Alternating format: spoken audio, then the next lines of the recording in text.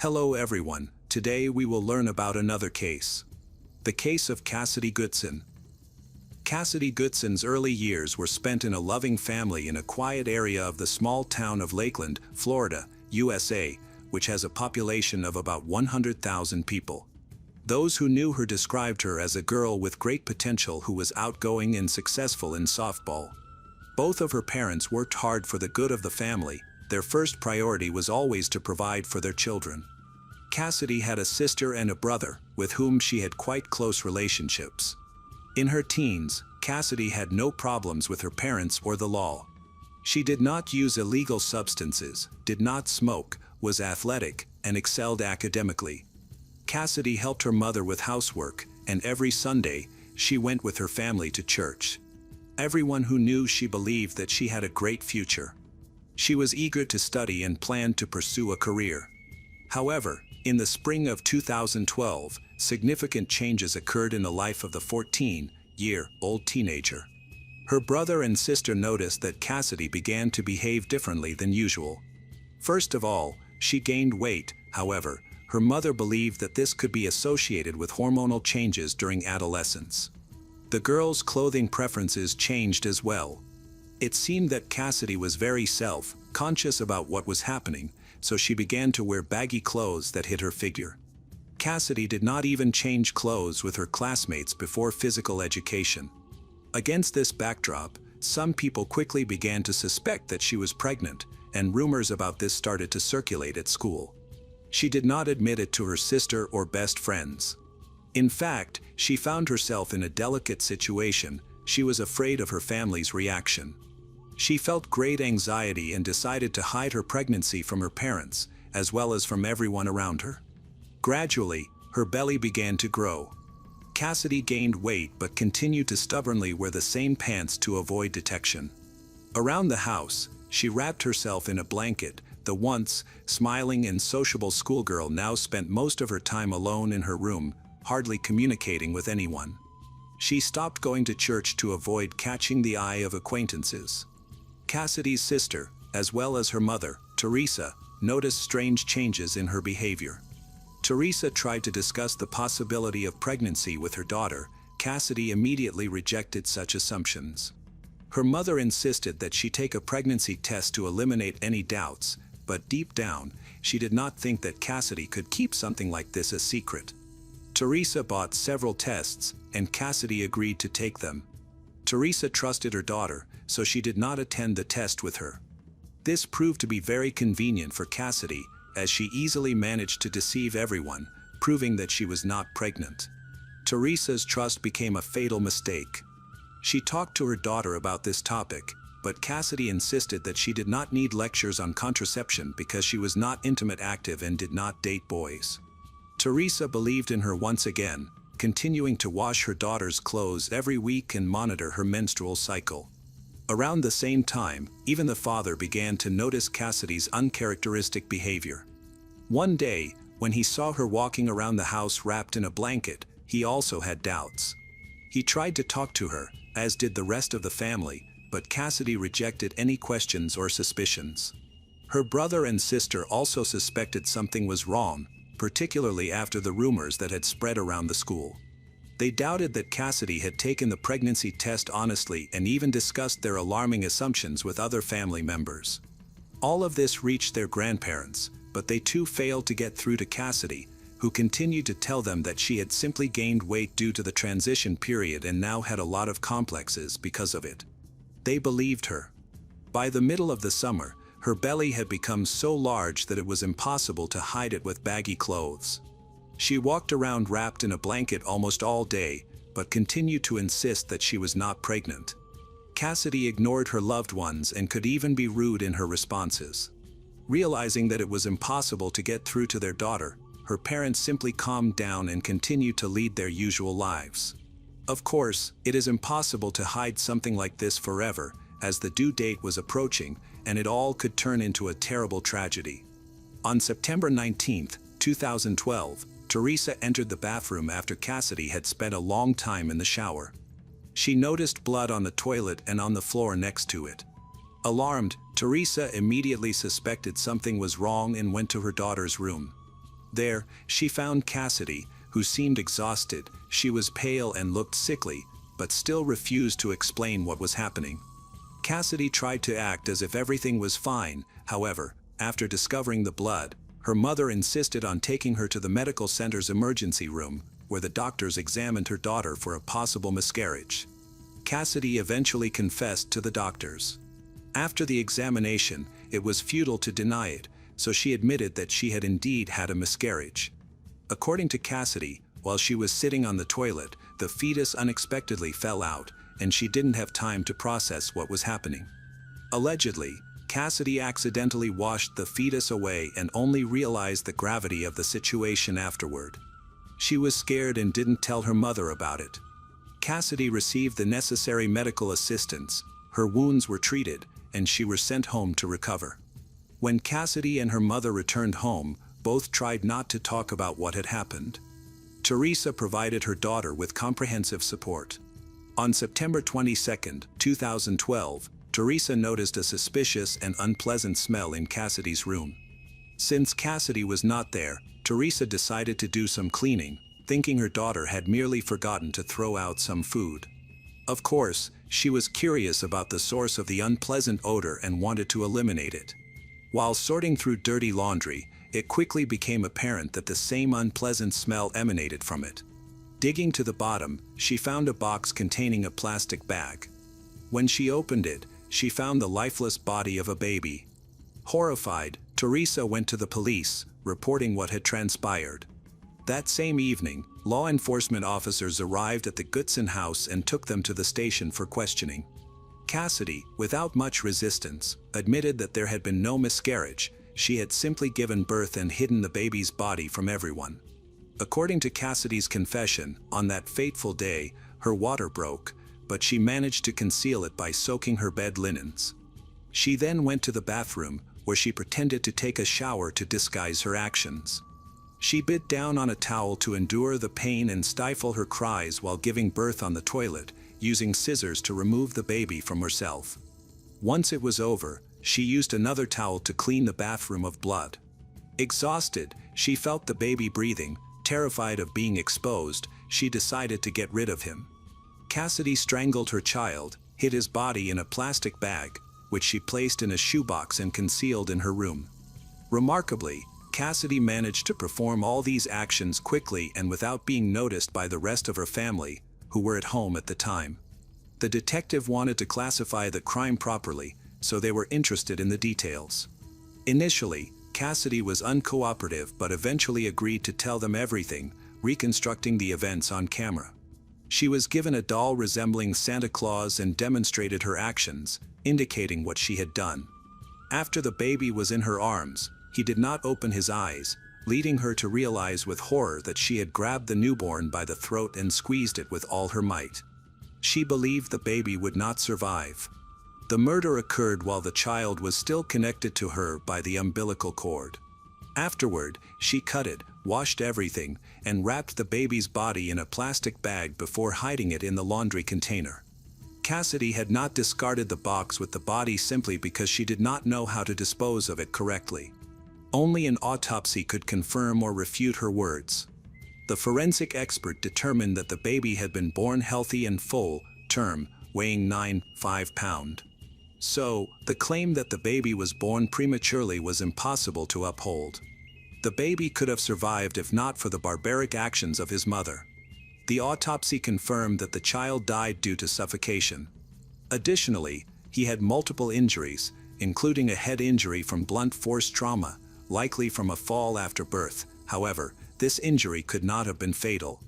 The most alarming injuries were the lacerations on the small body inflicted by the scissors, which had been used as a surgical instrument to extract the child from her.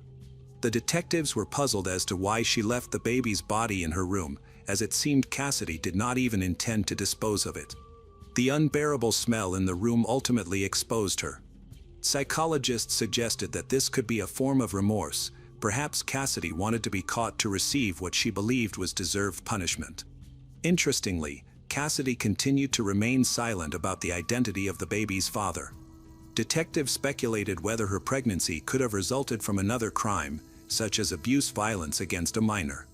But Cassidy only stated that she was trying to hide the pregnancy from her family out of fear that it would harm her relationships with her parents, whom she did not want to disappoint.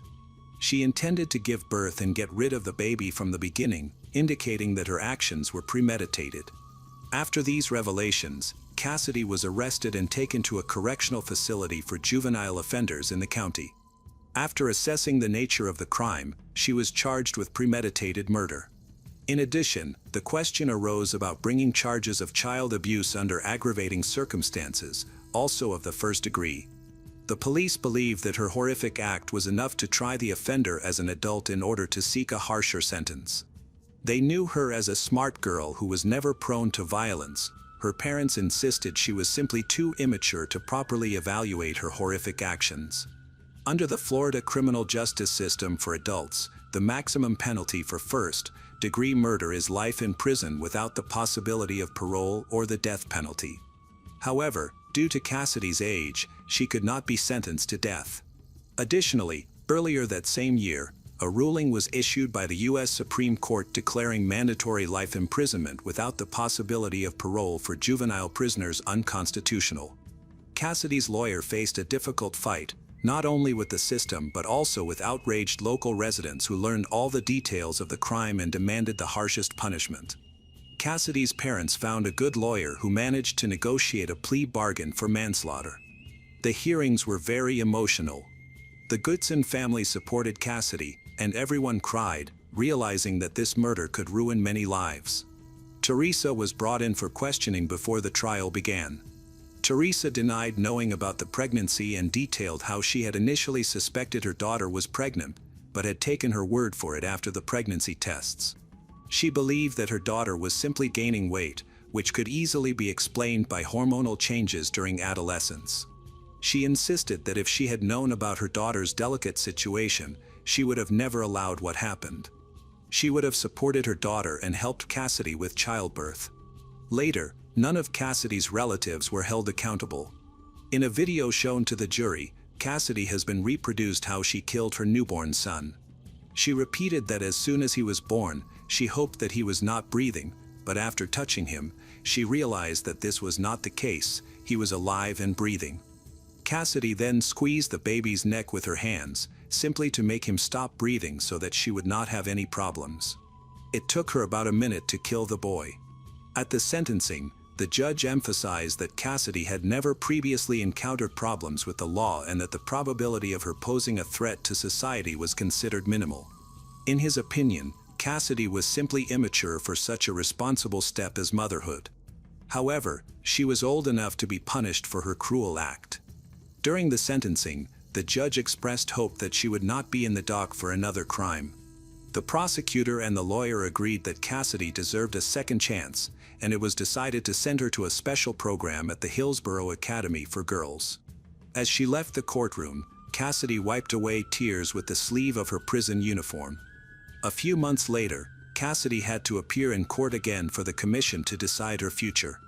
She was sentenced to 1.5 years in prison, with the stipulation that if she again went down a slippery path of crime, she would not receive another chance for rehabilitation.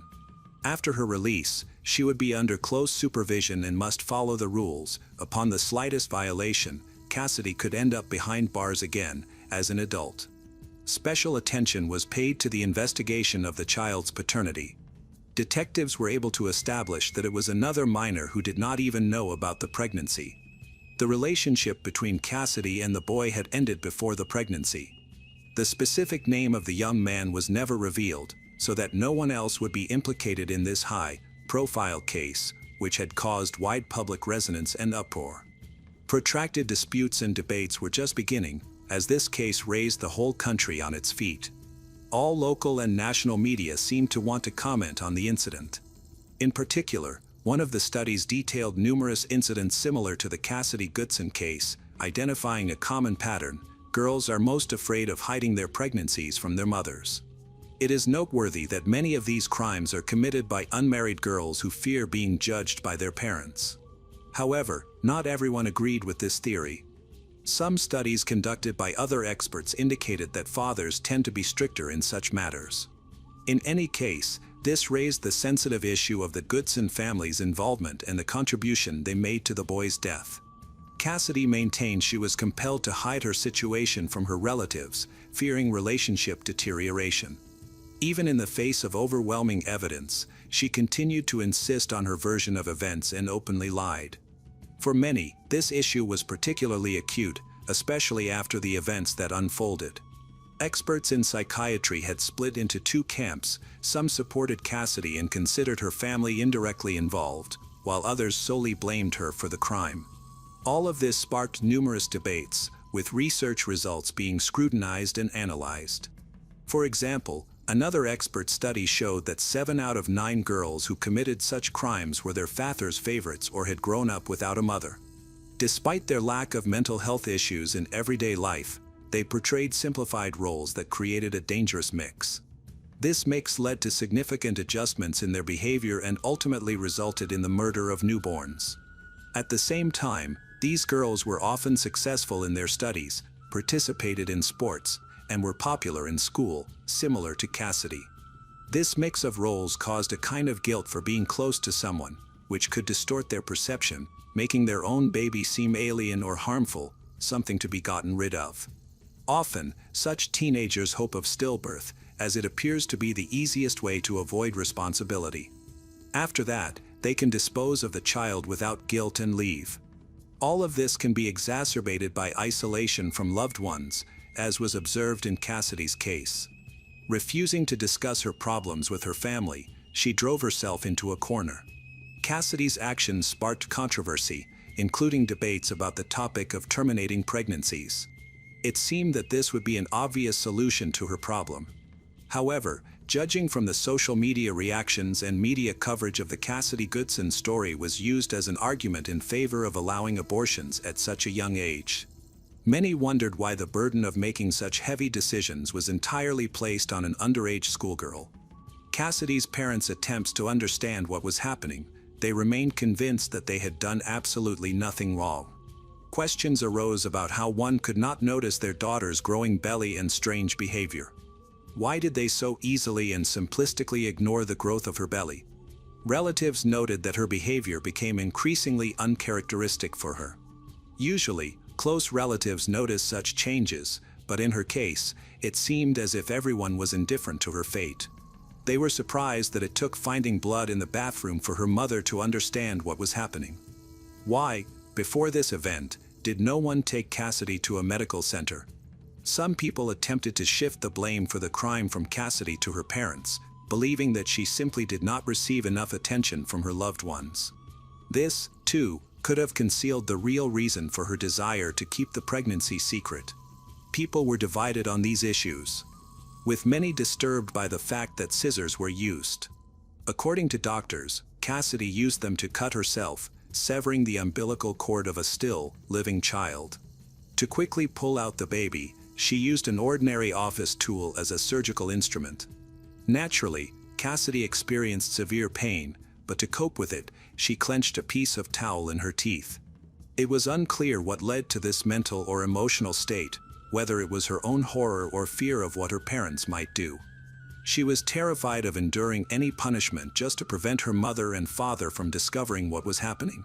This raised reasonable concerns about what was really occurring within the walls of her home, leading detectives to conduct a thorough investigation. However, suspicions of cruel treatment from the parents' side could not be confirmed, as no bruises or signs of abuse were found on Cassidy's body. The other children in the family denied any physical abuse from their mother and father. After a year and a half in a correctional facility for girls, Cassidy was released. She successfully completed a rehabilitation program for juvenile offenders, and it was noted that she was not aggressive. The risk of reoffending was considered minimal. Cassidy desperately resisted reintegrating into society, having lost all her friends, received threats, and feared going outside. She often admitted that she felt hated and even persecuted. Cassidy realized she was living in hell, and it was unclear when this would end. She returned to her bedroom, which her parents had left untouched since her arrest. Everything remained in its usual place, even the lotion she had used at the age of 14. The hardest part was looking into the eyes of her loved ones, who wanted to help her. Despite the traumatic events and the heinous act she committed, Cassidy did not abandon her desire to become a mother. In 2017, she married and gave birth to her first daughter, followed by her second daughter, 2 years later. After the birth of her second girl, she posted on her social media that she longed to have a boy. These events were not just happy moments in her life but also demonstrated Cassidy's determination to fight.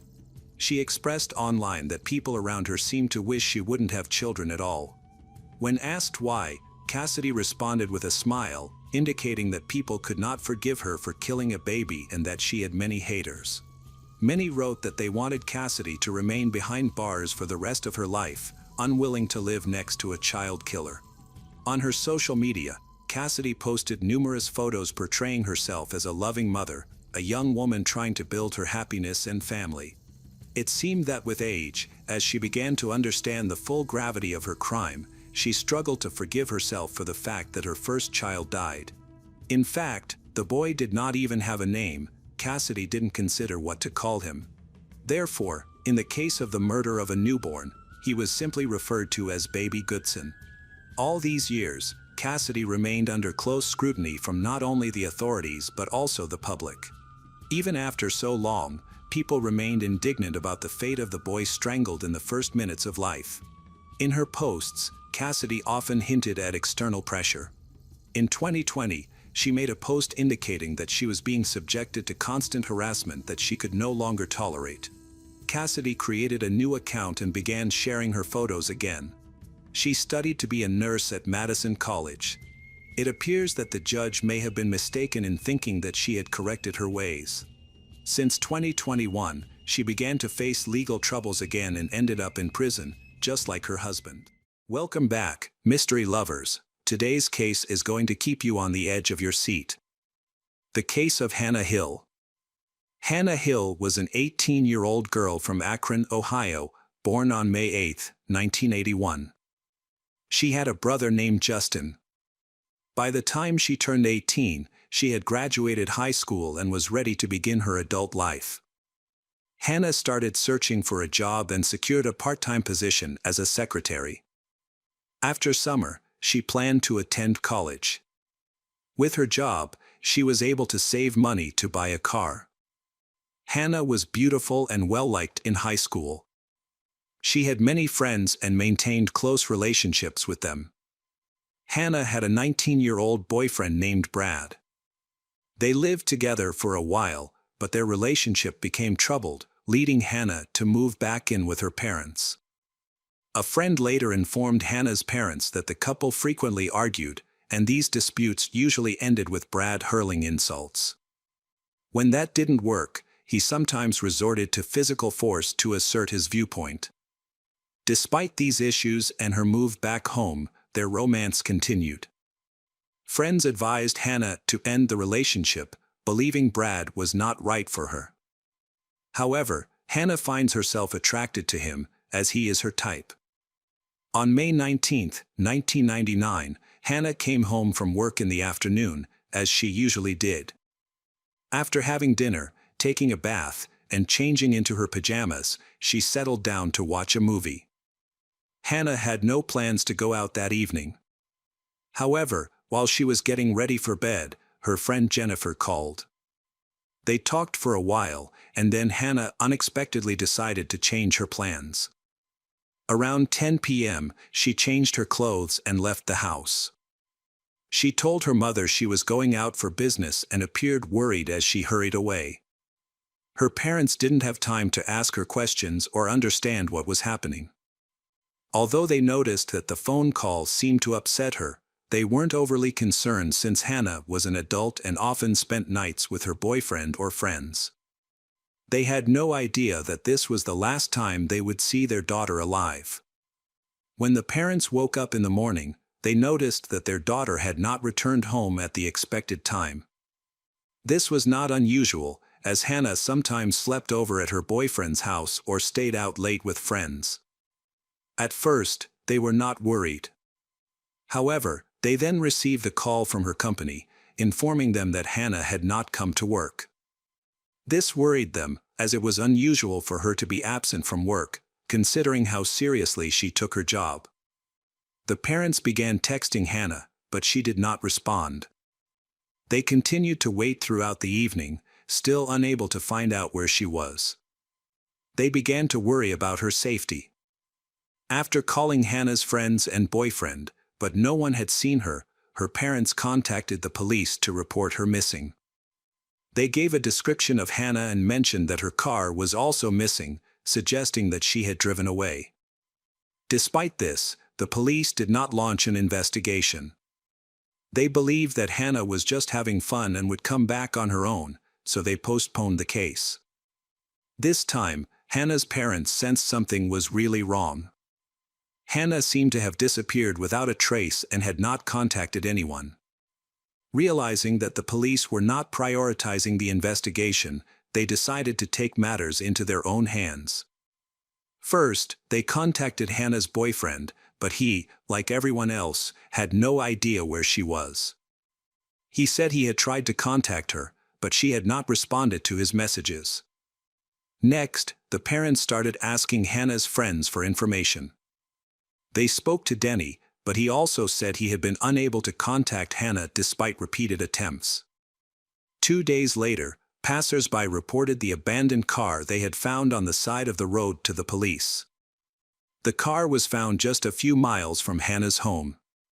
Witnesses noted that the car looked suspicious because it appeared to have been unused for more than 2 days. Unfortunately, the police did not take Hannah's parents' report seriously. As a result, other police were unaware that the car's owner was missing and were unable to connect the 1996 Geoprism Hannah was driving to the witness reports. As a result, one of the patrol officers was dispatched to the location to simply write a parking ticket, and he took no further action. The next day, Brad contacted the police station where the report was filed. He was angry that the police had not begun an investigation or search for Hannah. He insisted that they take immediate action. After speaking with him, the police reviewed Hannah's parents' missing person report and decided it was time to start looking for her. They also noticed scratches on her boyfriend's body and asked about them. He explained that they had argued shortly before her disappearance due to his infidelity, and during the fight Hannah had attacked him. Although the injuries did not appear to be serious, they raised some suspicions among the police. However, no evidence linking him to Hannah's disappearance was found and he left the police station without incident. His visit helped to advance the investigation and details of Hannah's disappearance were shared with the media. Police hope to find witnesses who can provide further information. Some information about Hannah has emerged. Someone contacted the police after seeing Hannah's car, which was the same car that a patrol officer had been sent to ticket a short time earlier. By May 26th, the car had been parked on the side of the road for a week without anyone coming to pick it up or reporting it. That day, several officers were sent to check on the car. They arrived at the location at 7:30 a.m. The car showed no signs of forced entry or theft. When the officers opened the trunk, they made a horrifying discovery. Hannah's body was inside. This was reported on the news the same day. The body was in a state of decomposition after being in the trunk of a car for a week in hot weather. Hannah was found with her bra pulled around her neck. Her knees were bent and spread, leading police to suspect a sexual motive behind the crime. Hannah had bruises, scratches, and cuts, indicating that she had fought back. Her pager and car keys were found next to her body. Many local residents were outraged that the police did not take her parents' missing person report seriously and did not list her and her car as missing. Hannah remained in the trunk of her car for a week. When a patrol officer arrived to issue a ticket, he did not inspect the car or contact the owner. Many speculate that Hannah may have been alive and the first police arrived and may have been rescued. Even if she had not, the investigation would have begun much sooner, and the passing of a week would have risked losing crucial evidence. Forensic experts conducted an autopsy and determined that the Hannah's cause of death was strangulation. They discovered that she had been gagged, found a white substance on her lips, and noted a bite mark on one of her hands.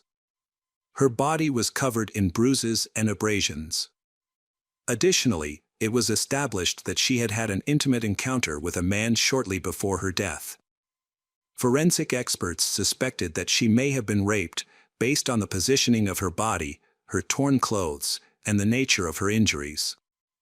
It appeared that she had resisted and was strangled before being placed in the trunk. A toxicology report revealed a small amount of alcohol in her system, despite her leaving home completely sober, suggesting she had consumed alcohol elsewhere. Police initially considered Brad the prime suspect because intimate partners were often involved in such cases. When he arrived at the station, they noticed suspicious scratches on his body. Hannah's parents also suspect him of being involved in her disappearance, as they never liked him. During a search of Hannah's home, police found her diary, which detailed her relationship with her boyfriend. They learned that he had been both emotionally and physically abusive towards her, which was confirmed by her diary entries and several witness accounts. The police brought Brad in for questioning. He claimed to have an alibi for the night of her disappearance, stating he was at a party with friends, where they watched TV and drank. Although his alibi was shaky, he passed a polygraph test.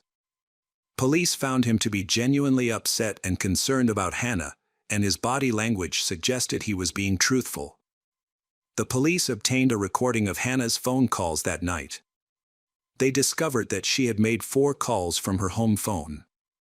1 call was to her friend, 2 calls were to Brad, and another call was to a guy named Denny Ross, who was a friend of her boyfriend, Brad. The police then checked Hannah's pager. They discovered that on the night of her disappearance, she had sent several messages to her friends, including Denny, who was mentioned in her diary. Recently, they had become closer and often talked to each other. However, Hannah's friend insisted that their relationship was not romantic. They became friends mainly because Denny's house was a popular spot for parties, as he lived alone without his parents, allowing people to enjoy themselves freely. Their interactions were purely friendly. The police began to view Denny, Hannah's friend, as a suspect in her murder since he might have been the last person to see her alive. Friends described Denny as potentially aggressive, stating that he always got what he wanted and could behave rudely. Police discovered that Denny had a legal problem 2 weeks before Hannah went missing. He had been arrested while selling illegal drugs for $500. Denny quickly admitted to drug possession and trafficking charges. On May 26, he received a suspended sentence for his drug trafficking charges. Police went to Denny's home to question him and investigate his possible involvement in Hannah's disappearance and murder. When police arrived, they found Denny wearing a cast on his arm. Surprisingly, he was on the phone and told police he was talking to a lawyer. Denny claimed that he had injured his hand in a fight a few weeks earlier. When speaking to the police, he mentioned that Hannah had called him around 11 p.m. on the night she went missing. He also provided a significant amount of new information that he had not disclosed in previous interviews related to the case. The police found this disturbing, so he was taken to the police station for further questioning. At the station, Denny said that night, he and Hannah talked for a long time about her boyfriend.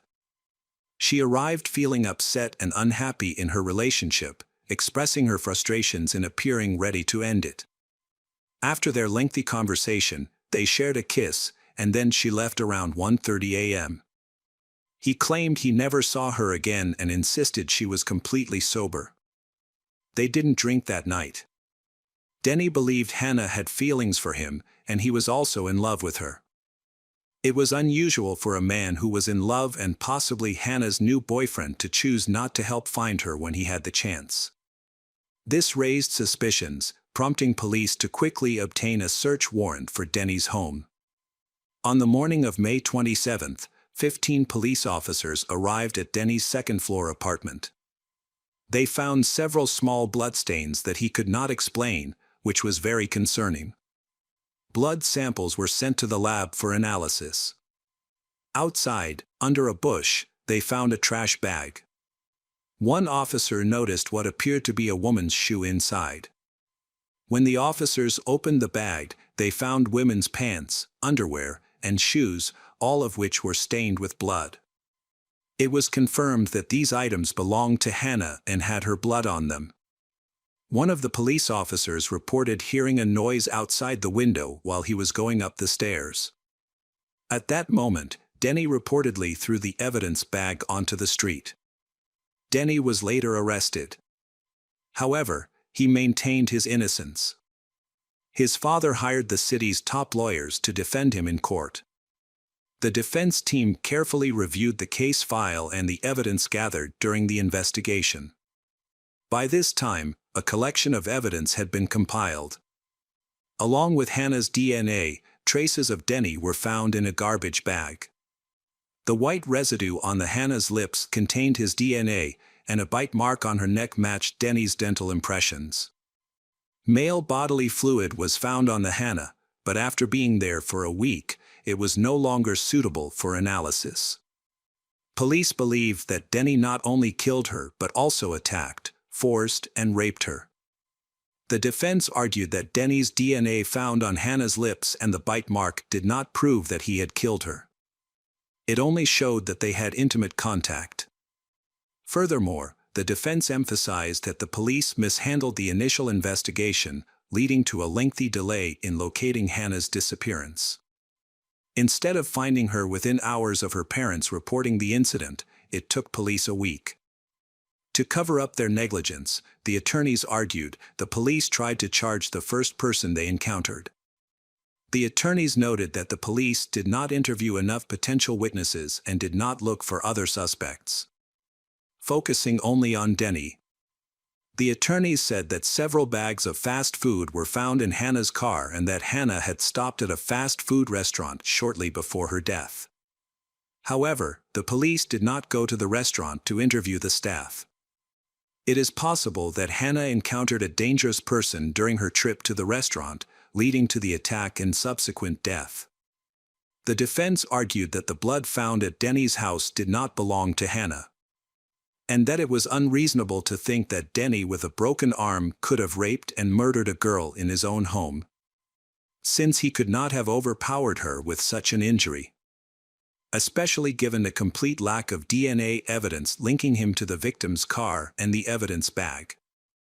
The attorney argued that someone had intentionally framed Denny. The police have a different opinion. When police arrived at Denny's home, he allegedly threw an evidence bag out the window. However, Denny maintained that he did not throw the bag out the window. There were no fingerprints on the bag, and it did not match any trash bags he had at home. Police also did not test the temperature of the bag, making it impossible to determine whether it had been outside for minutes or hours. Meanwhile, Hannah Hill was buried in a family plot in Kentucky the day after her 19th birthday. The trial of Denny Ross began on October 17, 2000. Hannah's friend, Jennifer Edwards, was the first to testify. She described Denny as an unreliable person who could be aggressive and physically violent. Jennifer said that after Hannah disappeared, she visited him. But he claimed that he had not seen Hannah before she disappeared, although in fact, they had met, which meant that he was hiding something. The lawyers argued that the bag had been placed under Denny's house by the real criminal. They stressed that Denny had no motive to kill Hannah. They were not romantically involved, they simply liked each other and had a future together.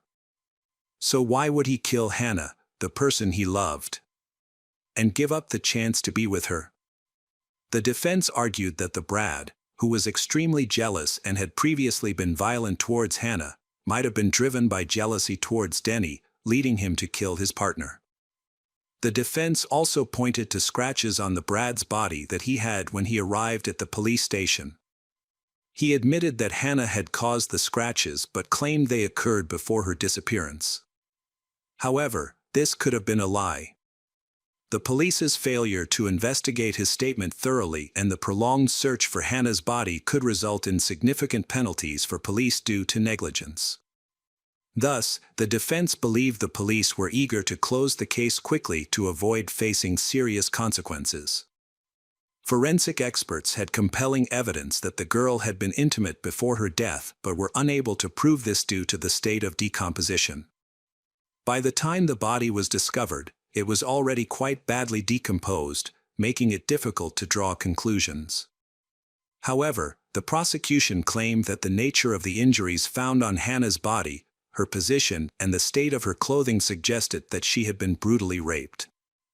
A chemist analyzed the white substance found on Hannah's lips. The results showed that it was a common compound that could not be definitively linked to Denny. The expert noted that the same material was used in many different products. Therefore, it was impossible to determine with certainty that Denny was involved in the white substance on her lips. Meanwhile, the defense team has been working hard to prevent rape charges against Denny Ross, because under state law, he could face the death penalty for both murder and rape. At the time, the jury found the evidence bag near Denny's house suspicious. They struggled to understand why Denny would have kept the victim's clothes there for a week. Furthermore, if someone threw the open bag from the second floor, there was a chance that the contents would fall out. Instead, the bag lay neatly, as if it had been placed there intentionally to attract the attention of the police. As the jury deliberated their verdict, they discovered that a juror had reviewed documents related to Hannah prior to the trial. By law, jurors are not allowed to have third-party information in advance because it could create bias and influence their opinions. As a result, the trial was deemed invalid and a new jury had to be held. However, because the documents declaring Denny Ross innocent of rape had already been signed, he could not be indicted again for the same crime. As a result, the jury was discharged and Denny was granted a temporary release. After a year of probation, the main suspect was sentenced to 25 years in prison after he attacked with a knife and raped another girl, 32-year-old Jennifer. He beat her severely, breaking her collarbone and jaw. The girl pretended to be dead so that he would leave. She immediately contacted the police afterward. It is unknown whether he would have killed her if he had noticed signs of life. Investigators thought that she was very lucky, as Jennifer bore a strong resemblance to the deceased Hannah. Following this, the discussion of the murder of Hannah Hill resumed with renewed vigor. Despite the fact that a man could not be tried twice for the same crime of rape, he could be tried for murder. Therefore, a new trial took place. The only thing he could not be sentenced to was death in court.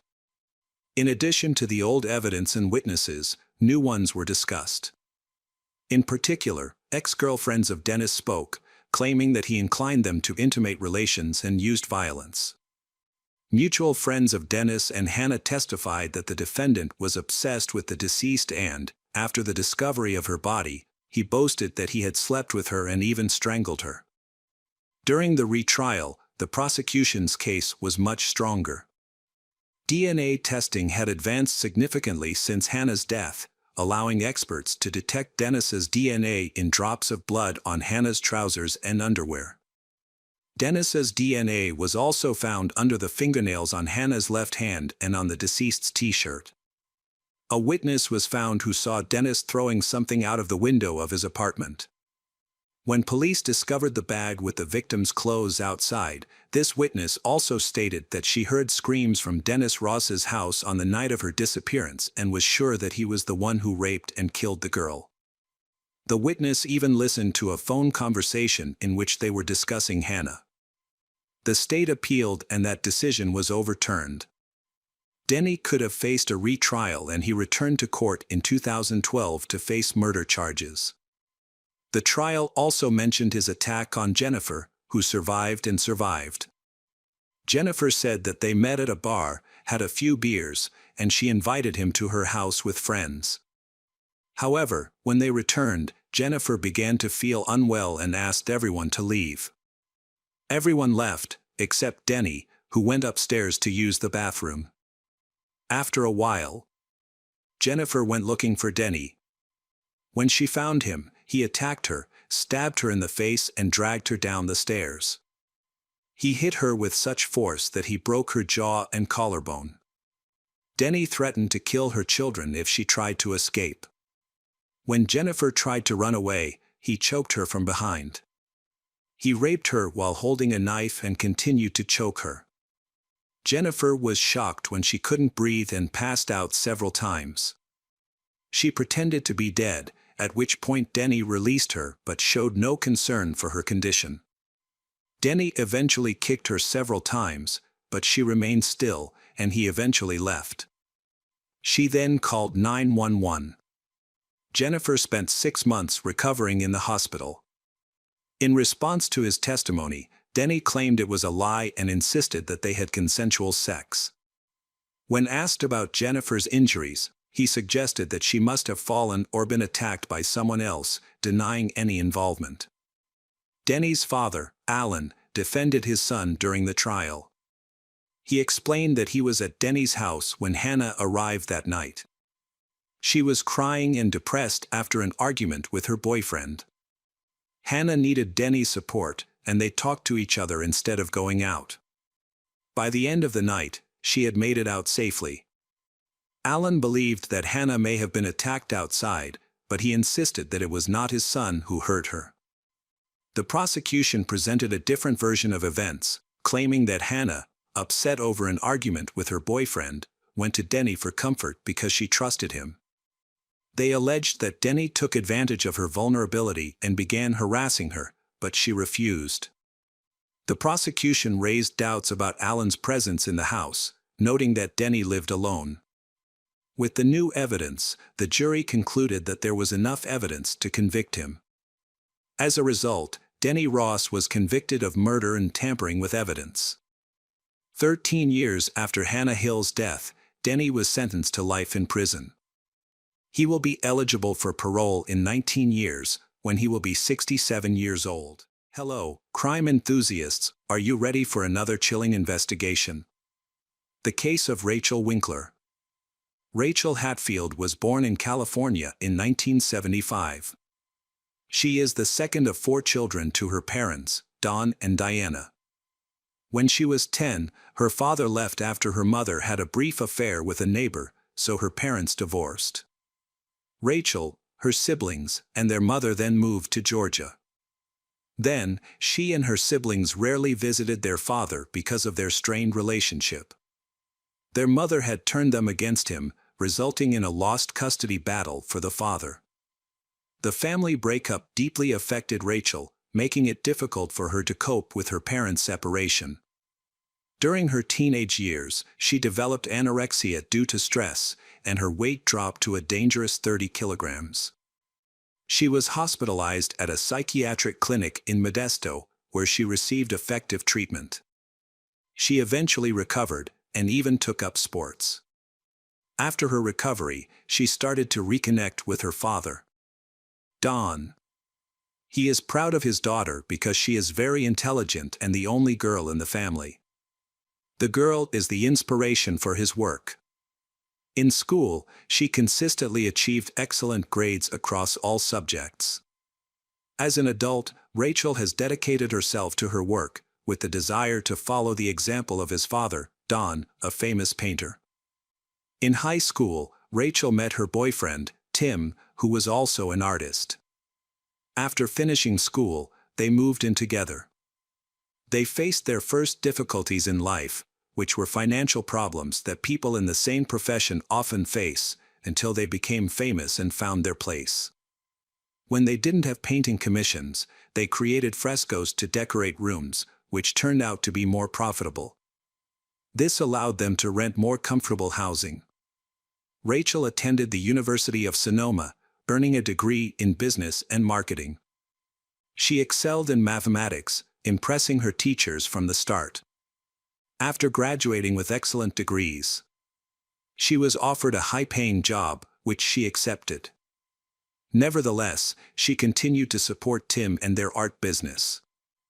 They had been together for 14 years, and everyone who knew them was confident they had a bright future ahead, with marriage and children. It seemed they were meant for each other. As Rachel approached the age of 30, she started thinking about becoming a mother.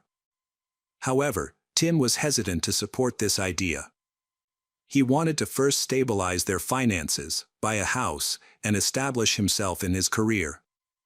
Realizing that this would take a long time, so she became impatient, not wanting to wait. This led to conflicts, and their once harmonious relationship began to deteriorate. By July 2005, their relationship was nearly over. Around this time, Rachel attended a dinner party where she met Todd Winkler. He was 8 years older than her and had built a successful career as a fighter pilot in the U.S. Air Force.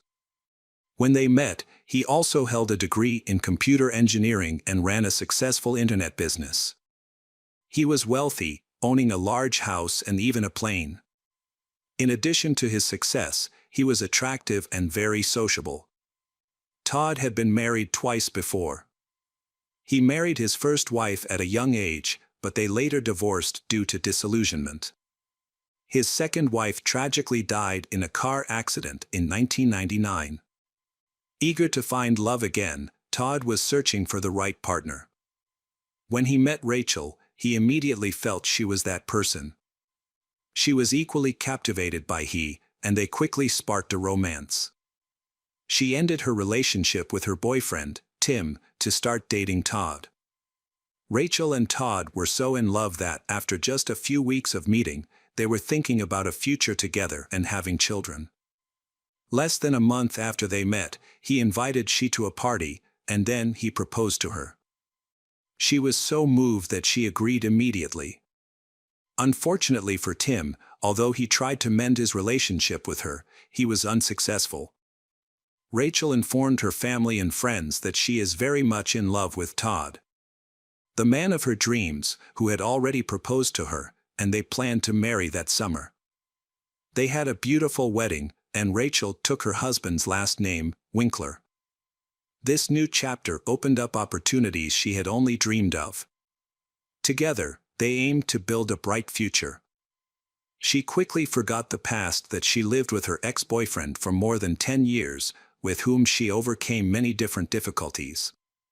A year after the wedding, Rachel became pregnant and she was overjoyed. On April 11, 2007, she and her wealthy husband, Todd, welcomed their daughter, Eva, and she adored her child. A year later, their second child, Ariel, was born. During this time, Rachel stays at home doing housework and taking care of the children while her husband goes to work. In early 2010, their family had big changes when Todd was accepted as a manager in a prestigious pharmaceutical company, 2 hours from their home. As a result, he started working late at his office in Alameda. During this time, the family lived in an area reserved for the extremely wealthy, where each had their own garage to park their personal jet. Feeling tired of her life at home, Rachel took a job as a manager at the nearby airport, a decision Todd supported. In September 2009, when Todd was working away from home, Rachel met a man named James White, who was doing repair work, and they struck up a friendly conversation. Around this time, her relationship with Todd began to deteriorate. The attachment and attraction they once felt for each other had faded. According to Rachel's relatives, she no longer seemed as happy or radiant as before. Todd discovered her relationship with James and was upset that she was spending more time with James, his colleague, than with him. He began to suspect that Rachel was developing feelings for James. Concerned, he sought advice from his father-in-law, Don, who followed the Ozan religion and upheld family values. Don strongly objected of his daughter's behavior, and he and Todd believed she was behaving inappropriately. Don viewed the situation from his own perspective, as a similar experience led his family to fall apart. After that, he spoke face-to-face with his daughter, Rachel, believing he could understand her and save her relationship with Todd. Don explained that he should not have ended things with Diana over affair. A year after his divorce, he reconsidered the situation and realized that he should not have left his wife and children, but should have forgiven his wife. Because of his stubbornness, everyone faced serious difficulties. However, in his case, he could no longer change anything, so he asked his daughter to reconsider and leave James, and she promised to think about it. Despite her father's advice and opposition from Todd and others, Rachel continued to communicate with James, whom she adored. She admitted to her friends that she had fallen in love with James. Todd realized his marriage was crumbling, so he frequently sought advice from Rachel's father, Don, who persuaded him to fight for the marriage. After a while, Rachel realized that her father was right. She also knew that she would not be able to raise her child properly if she continued to have an affair. Therefore, she chose to mend her relationship with Todd. Her father was pleased that she heeded his advice and preserved the family. Todd forgave her, and their relationship improved. A few months later, they announced to friends and family that she is pregnant with her third child. Although he hoped for a son to inherit his business, his wife was content with having a third daughter. In March 2011, the couple left their children with Rachel's father, Don, and went on vacation to Florida to strengthen their relationship. It seemed their relationship had improved, as if they had rekindled their love. Rachel affirms that the child she is pregnant with is Todd's child, but some suspected she might be pregnant by her lover, James. However, not everything was smooth in the family. Behind their family's happy exterior are arguments. After the vacation, they had a big fight and Todd went to Australia on business, he staying there for some time. He even paid for Don's trip to visit him but didn't invite his wife and children, possibly because the long trip could be difficult for the children and the pregnant Rachel. Alternatively, this might indicate serious issues in their relationship. In Australia, he and Don enjoyed their time, relaxing and having fun almost every evening. Rachel, who had been apart from her husband, Todd, for a long time, occasionally reached out to her first boyfriend, Tim, who was an artist. She shared stories from her life with Tim, such as an incident involving credit cards. Todd had issued several cards in her name and even bought a plane under her name, leaving her with a $50,000 debt. However, Todd quickly paid off the debt, which didn't seem to be a problem for him. It seemed like she was boasting about her wealth. Tim still had feelings for Rachel, and it was difficult for him to hear these stories. But he held on to a small hope that they might get back together. When she was alone with the children and feeling bored, Rachel decided to pursue her ambitions. She returned to work at the airport and sent her children to kindergarten. Her father, Don, disapproved because he was religious and believed that a woman should stay home to care for her children. Additionally, since they were wealthy, there was no financial need for her to work. However, Rachel was determined to continue her career, and eventually, her father relented, allowing her to work and interact with others. During this time, Rachel's former lover, James, started his own business near where she worked. Her father advised her to avoid James to resist any temptation, as he sensed there was more than just friendship between them.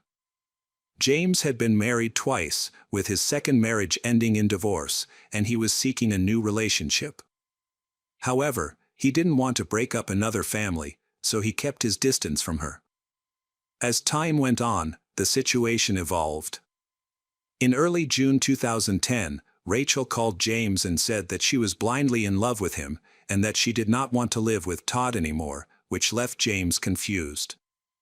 Although both were married at the time, but James still loved Rachel, and they began meeting secretly. Rachel's husband, Todd, frequent business trips to Australia, which allowed James and Rachel to meet without obstacles. James even improved his relationship with Rachel's children. The hardest thing for Rachel and James was keeping their relationship a secret from their neighbors. At times, they acted too openly, leading to rumors about their secret affair. Eventually, James couldn't keep the relationship secret any longer and filed for divorce. He confessed to his wife that he loved Rachel. His wife was furious and informed Todd, who became very upset. Todd called Rachel, begged her to end her relationship with James for the sake of their children. Then, Rachel promised she would break up with her lover, James. Despite this promise, Rachel and James continued to meet, but more discreetly. In July 2011, the Winkler family welcomed their third child, a boy, Alex. Even though the child is not James's child, but he loved Rachel deeply and dreamed of a future with her, willing to raise her children. However, Todd eventually discovered that Rachel was still seeing James. This was really a big shock to Todd's. Naturally, Rachel's father disapproved of her actions and he supported Todd. Rachel's father, Don, suggested that Todd meet with James to discuss everything calmly, as rational men should, and Todd agreed. Then, Don and Todd went to James' house. When they arrived, James and his daughter, Caitlin, had just finished target practice. Then, they spoke calmly. Todd explains that he is Rachel's legal husband and he loves her very much. They had children together, and he asked James to stay away from her. James agreed but secretly had no intention of ending his relationship with Rachel.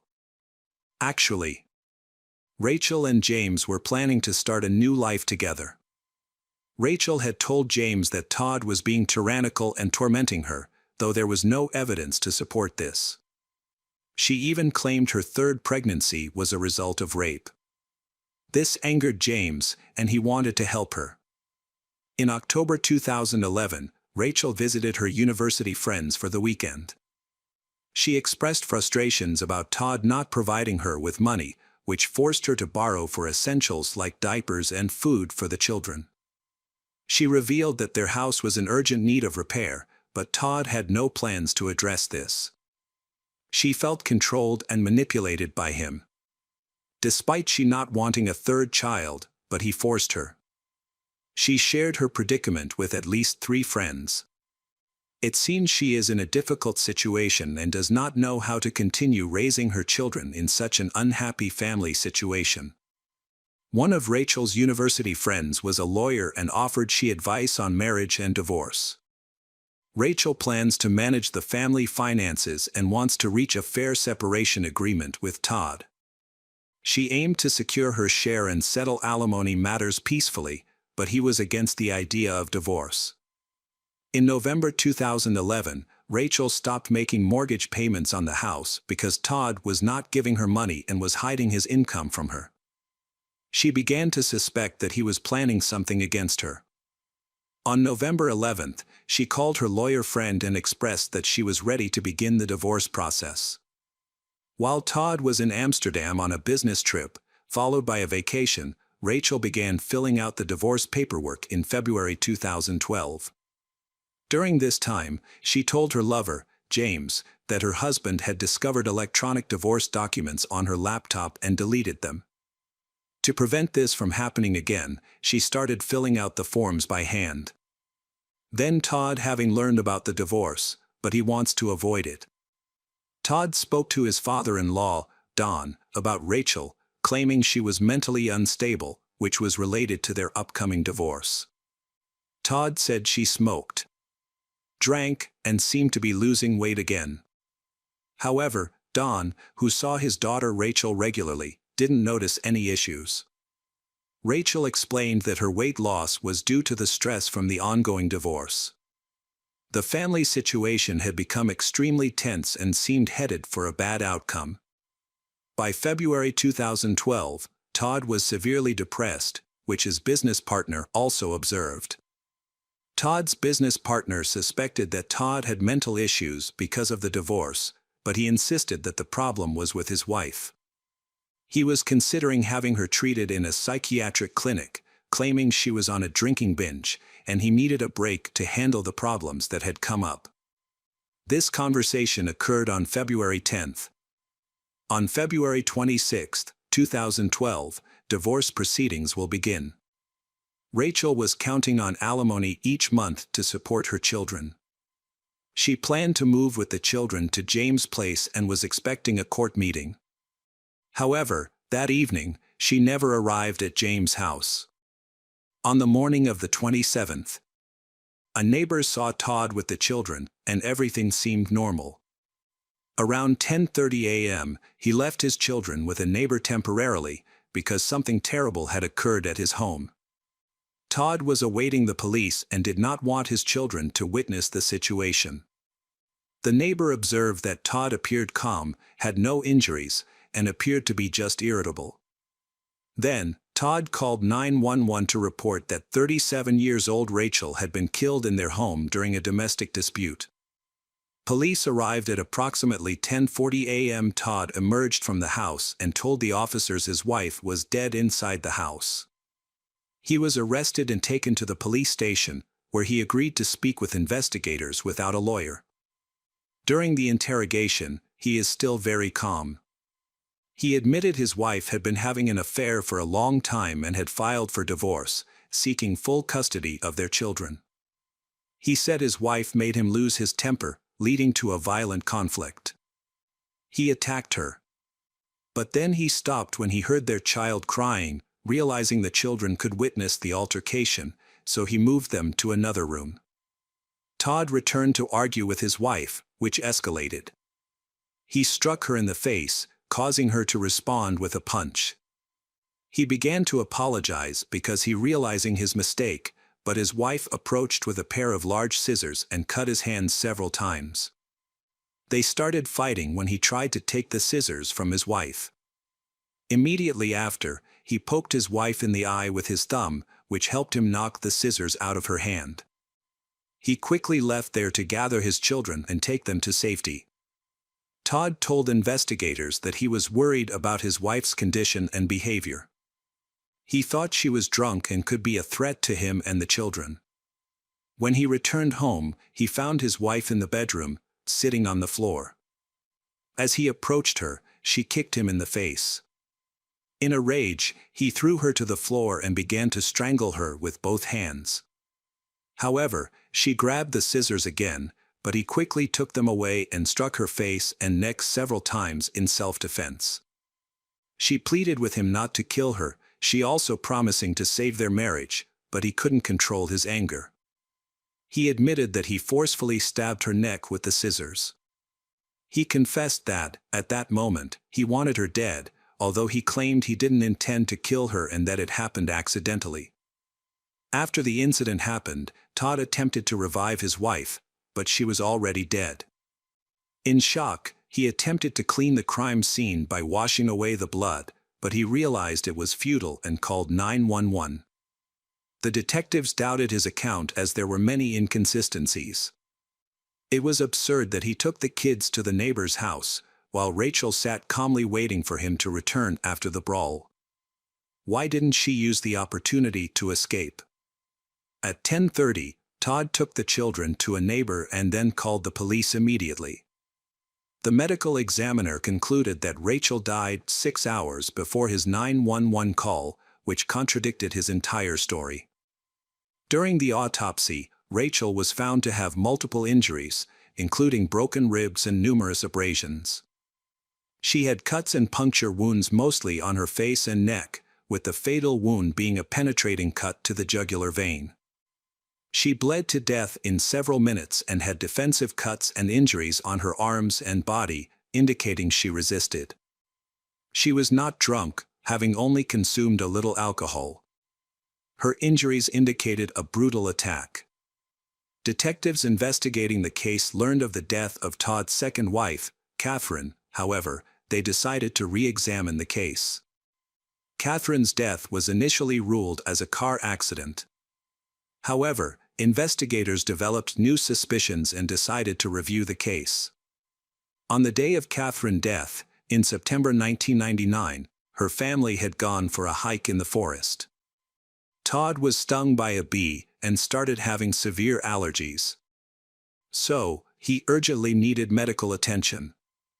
Then, she drove their pickup truck, while he lay in the back seat, heading towards the closest hospital.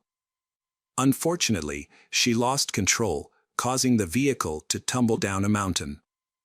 She died in the crash, but he survived. He managed to get out of the car and sought help. Tourists in the national forest heard the crash and came to help him. Todd claimed that the adrenaline released during the accident cleared up all traces of the allergy, which seemed suspicious from the start. When the police arrived at the accident scene, the entire area was engulfed in flames. Rescuers couldn't immediately descend due to the steep slope. They had to use special equipment and ropes. It was puzzling how Todd managed to climb to the mountain summit without Haya. Despite the hot weather, he was wearing winter clothing, which he blamed on chills and fever from an insect bite. Although he claimed to have been in the car with Catherine, he had no injuries, not even a scratch. This was hard to believe, given the severity of the accident. He explained that he was thrown from the pickup truck and his winter clothes protected him. He couldn't remember the location of the insect bite due to fear, and doctors found no evidence of a bite. He believed Catherine was driving too fast, which caused her to lose control. Catherine's autopsy revealed that smoke inhalation and thermal burns caused her death. Her body was completely burned, making it difficult to determine the extent of her injuries. Additionally, a medical examination found no signs of foul play. After an investigation, the death of Todd's second wife, Catherine, was ruled an accident. Todd received over $1 million from her life insurance policy. Following her death, he cut all ties with her friends and relatives, who suspected him of staging her death for financial gain. They thought his story was too implausible, and their suspicions strengthened when they learned about Rachel's death, they believing Catherine had been murdered. In October 2012, Todd Winkler was on trial for murdering Rachel. His story changed with each interrogation, similar to his inconsistencies after Catherine's death. It is believed that he planned Rachel's murder very carefully. At that time, Rachel's father, Don Hatfield, was granted full custody of her child. He saw this as a chance to make up for past mistakes and to rebuild the family he had once destroyed. Don believed that Todd killed Rachel not because of her affair, nor because of their impending divorce, but because she knew his secrets and had threatened to expose them, so he silenced her permanently. According to relatives, Todd had been violent towards Rachel's in the past. For instance, her brother witnessed Todd attack her on she by the defendant in a San Diego bar in 2006. She also told her relatives that if anything bad happened to her, it would be because of her husband. She felt he was dangerous. Rachel's eldest daughter shared a noteworthy family incident.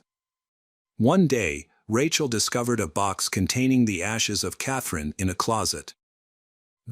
She remarked that she hoped she would never become ashes, and he responded by saying that she should just never make him angry. This exchange left the daughters and Rachel feeling uneasy. During the trial, it was revealed that Todd had previously attempted to harm Rachel. While they were scuba diving on vacation in Florida, he supposedly left her alone, causing Rachel to struggle to reach the boat and almost drown. Later, he reportedly tried to push her off a motorcycle. However, these accounts were unverified and based on stories Rachel told her friends, which she often exaggerated. It was confirmed that Todd had mental disorders, diagnosed with dissociative and conversion disorder, which can cause a break from reality. Despite this, psychiatrists considered him mentally fit. Then, he emphasized his mental health issues to try to lessen his sentence. One day in court, he even feigned psychosis, but this tactic failed. The prosecution argued that Todd committed a premeditated murder. According to the prosecutor, he took scissors, entered the bedroom while his wife was asleep, and killed her. He then had 6 hours to stage a fight, inflict defensive wounds on himself, bandage those wounds, eliminate unnecessary evidence, feed the children, and take them to a neighbor.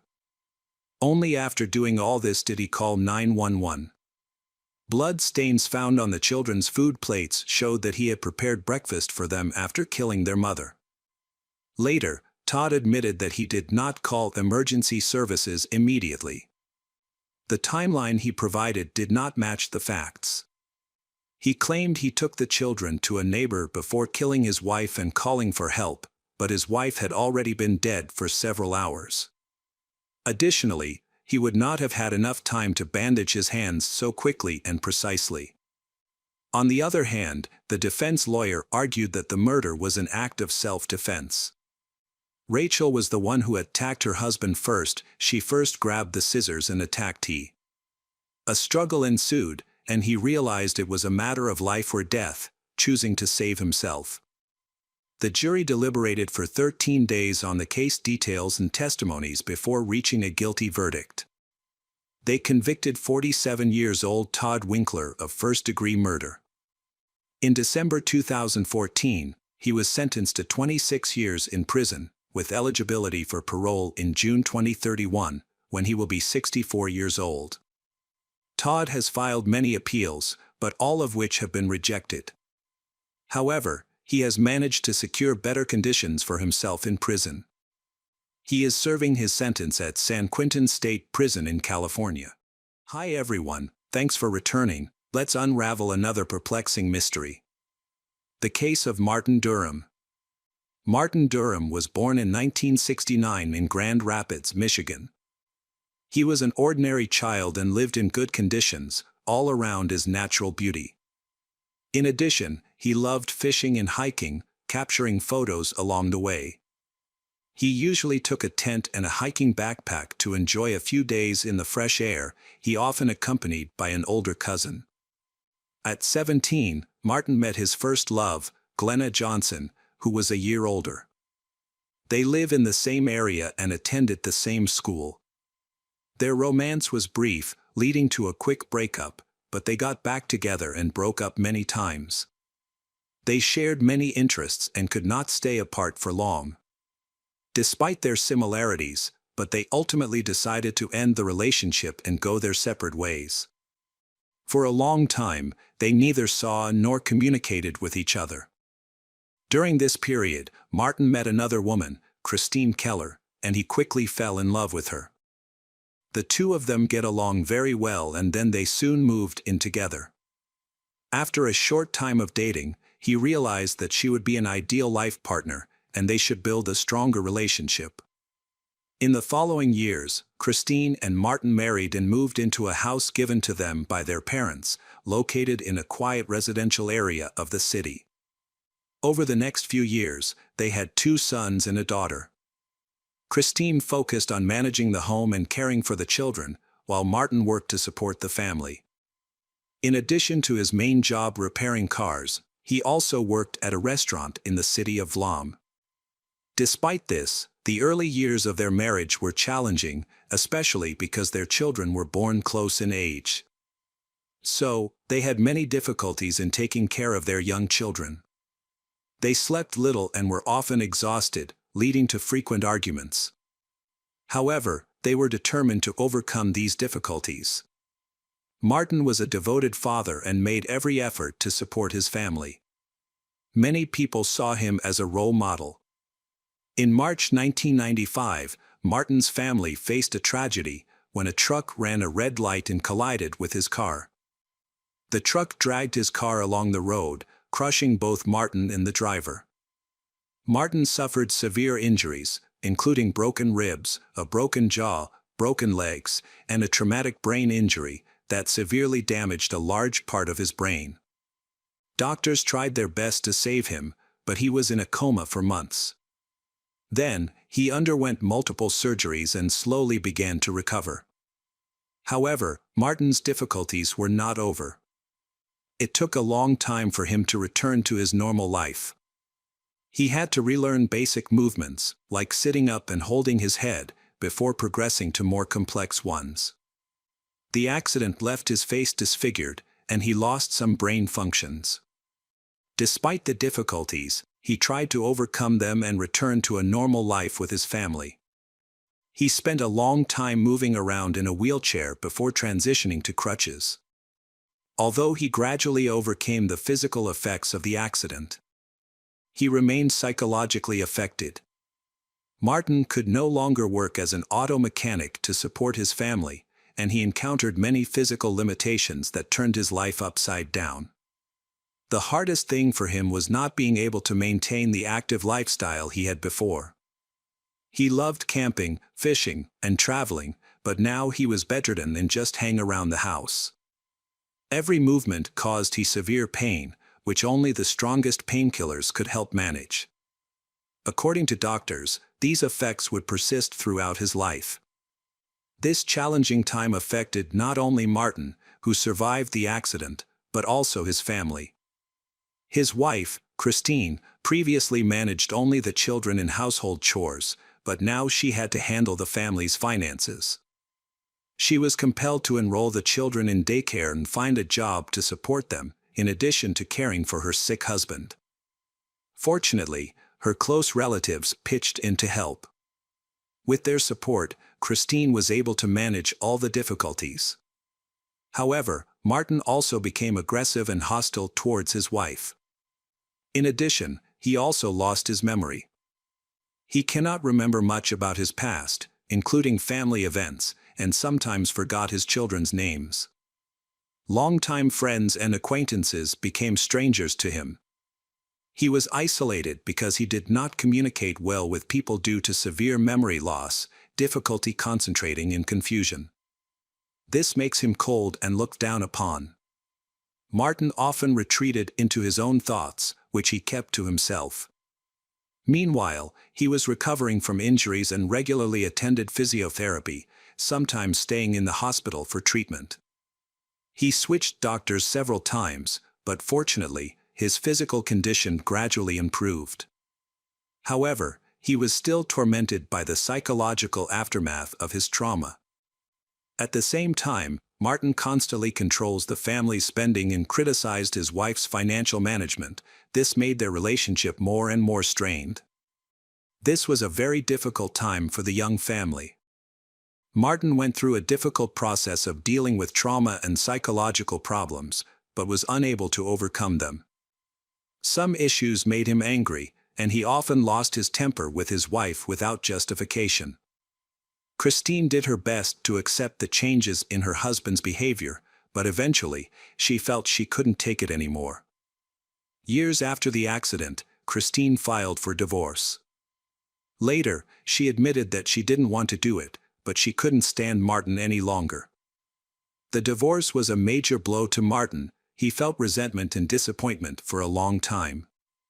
Some time passed, he was able to regain his spirits. He received a large insurance payout for the accident, which he used to buy real estate and purchase another house. In addition, Martin was also paid a monthly sum by his insurance company as compensation for the accident during his recovery. Thanks to this, he was able to continue his life and take care of himself without financial hardship. After that, Martin moved to his new house with the parrot that Christine loved so much. She had left the bird with he to keep him company and prevent loneliness. The bird, a 15-year-old African gray parrot named Bat, was quite old. This new house is located in Sand Lake, not far from his previous house. He had big plans to recover as soon as possible, so he could return to normal life for the sake of his children. Martin quickly settled into his new place. He kept in regular contact with his children, and even his relationship with his ex-wife Christine improved. She noticed that he finally had an interest in life and enjoyed spending time in the backyard. He discovered his talent for design on his own, and this was soon recognized by others. Neighbors frequently sought his help for designing private gardens and lawn care. This job has helped him earn more income and gain confidence in dealing with life's difficulties and helping him improve his health. Doctors have observed a steady improvement in his condition and has a positive direction. Although Martin's health and mood have improved significantly, but Christine still hesitated to return to him. She is afraid that old problems may return. She kept her distance, maintained contact, and brought the children to visit. By chance, Martin reconnected with his first love, Glenna Johnson, who had also recently divorced. They rekindled old feelings and began a romantic relationship. Glenna eventually moved in with Martin. Glenna's children remained with her ex-husband, but she still visits them regularly. Martin's children also visited from time to time. Glenna and Martin enjoy activities such as fishing, hunting, and hiking. She assisted with his physical limitations during these times. However, it was challenging, so they often opted for walks in the area or visits to the casino, which they loved in their youth. These casino visits have become a monthly routine for them, where they tested their luck. They became well known in the local community, often invite friends and acquaintances over to play poker, backyard barbecues, and generally forming a harmonious partnership. It seems they have found each other again and are happy together. In the summer of 2005, Glenna and Martin decided to get married.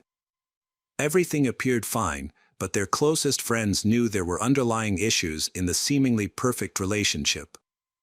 After the accident, Martin changed, he becoming more short-tempered and demanding. He tried to control Glenna and disliked when she did things without him or left him alone for errands. He tries to manage all their finances, which caused problems. She tried to manage family problems by himself, but he was suspicious that she was not entirely honest, spending excessively on unnecessary items. During this time, he continued to receive disability benefits, and his wife took on guardianship, but she had one weakness. Glenna was a gambler and spent a lot of money on it. She visited the casino much more often than her husband, without him knowing, and she losing a lot of money. Additionally, there were issues between Glenna and his ex-wife, Christine. Apparently, Martin frequently complained about Christine, accusing her of leaving him during a tough time after the accident, but he didn't talk about how he made Christine's life unbearable. Christine tolerated him for 2 years before leaving, but she continued to support him as much as she could. Christine kept in touch with Martin's and brought the children to visit he. However, he spoke negatively about Christine to his new wife, Glenna. Plus, Glenna also expressed that she absolutely does not like the children of Martin and Christine. This made Christine and her children feel uncomfortable, to the point where they didn't want to visit Martin when Glenna was there. They disliked hearing unpleasant things about their mother, Christine, and she supported their decision by not bringing them to their father. Martin became angry with his ex-wife and constantly quarreled with her. This led to tension with the children and Glenna. Overall, the relationships deteriorated, and everyone's behavior only worsened the situation. A clear testament to Glenna's deep love for Martin is the tattoo of his name on the back of her hand, which she got 18 years ago when they were dating. She never removed it, likely because she had strong emotions for him all these years. She has still loved him for the past 15 years and waited for the moment they would be together again. However, within the family, the relationship was far from romantic, with frequent disputes over money. Martin suspected Glenna was overspending and debt piled up. She often took money from him without his knowledge. Over time, she took complete control of the family's finances, further straining their relationship. Glenna began using the check from the insurance company that Martin received every month as an allowance. In addition, she also illegally traded in some strong drugs. At the time of the accident, Martin did not take these medications regularly, resulting in a large amount of medication being left unused. Glenna sold these medications secretly. However, his involvement in this activity remains unclear.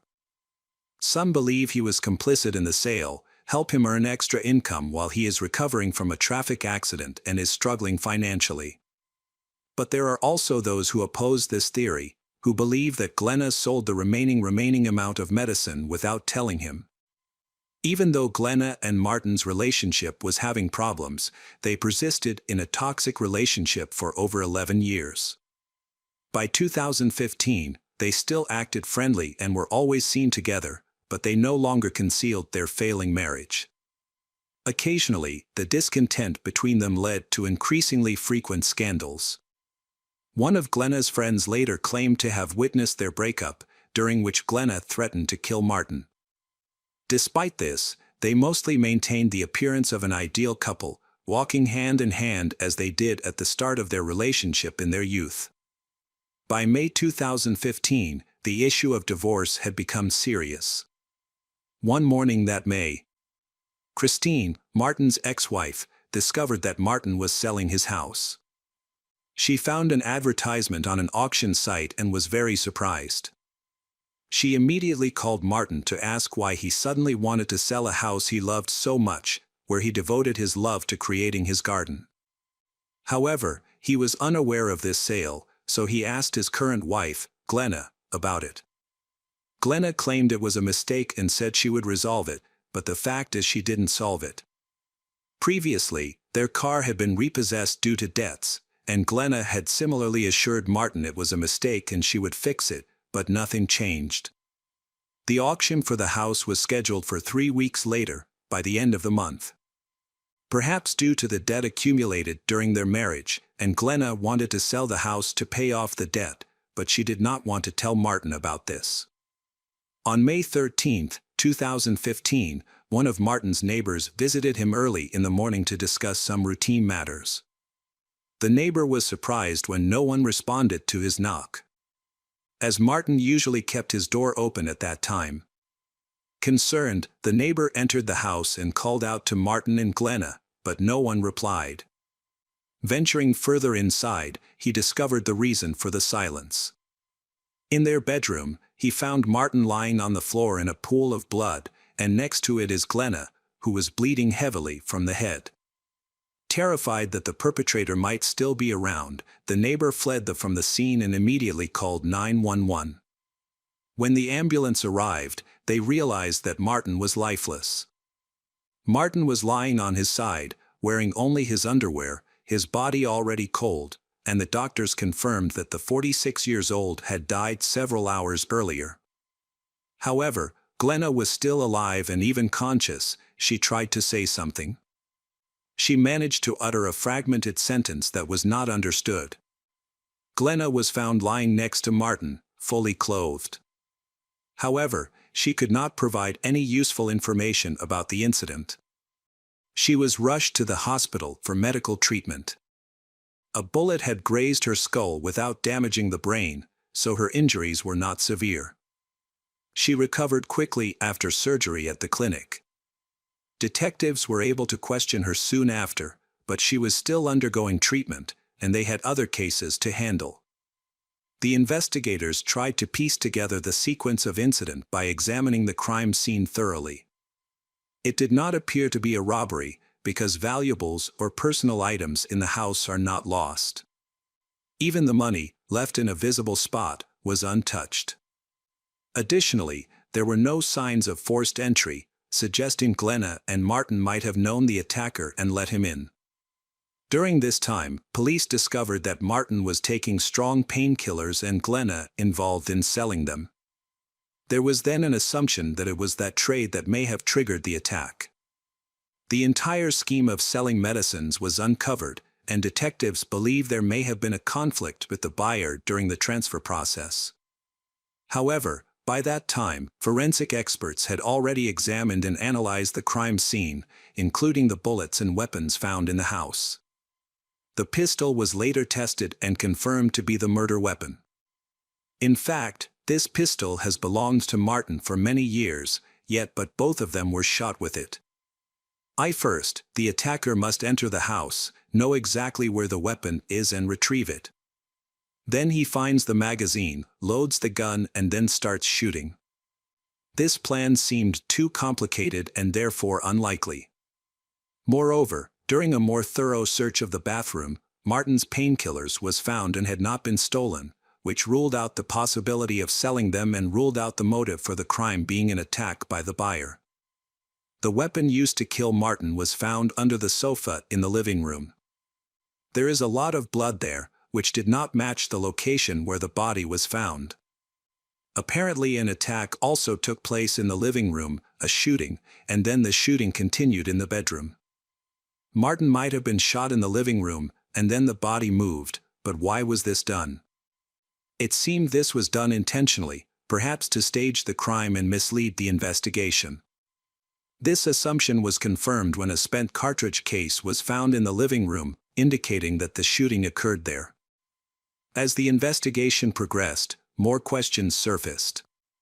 Blood samples from different rooms were analyzed, revealing unexpected results. The analysis showed that all shots fired at Martin happened in the bedroom. His blood was not present in the living room, and there were no signs of his body being moved. The blood found in the living room belonged solely to Glenna, who was discovered in the bedroom. The bullet casing found in the living room corresponded to the shot that hit her head, supporting this theory. But how did she manage to reach the bedroom after this injury? Medical experts informed the police that this scenario was possible because Glenna's injury was less severe than initially thought. She could have reached the bedroom by herself, especially since she was conscious when found. Nonetheless, the situation appeared unusual. From then on, the police began to suspect that Glenna fired at her husband and then injured herself to divert suspicion. However, these theories still needed solid evidence. At this time, the police were unable to interview Glenna, as she was still in the hospital undergoing treatment and recovery. They took her mobile phone for investigation. Through this, detectives discovered that their family was experiencing a severe financial crisis. Just the day before Martin's death, she searched online for how to use the Uger 6 pistol, the same gun involved in Martin's death and her own head wound. Police found 2 farewell letters, in which Glenna apologized to her children for what she was about to do. She also said goodbye to everyone, indicating her plan to end her life. The Supreme Court identified Glenna's as the perpetrator of the crime. Based on all the collected evidence, the investigation was reopened, but something compelled her to shoot her husband first. Martin was killed in the bedroom, and Glenna shot herself in the head in the living room. However, unlike Martin, she did not die instantly and managed to reach the marital bedroom. This can be clarified by talking to her, so the police waited until they could interview her. They continued gathering evidence in the meantime.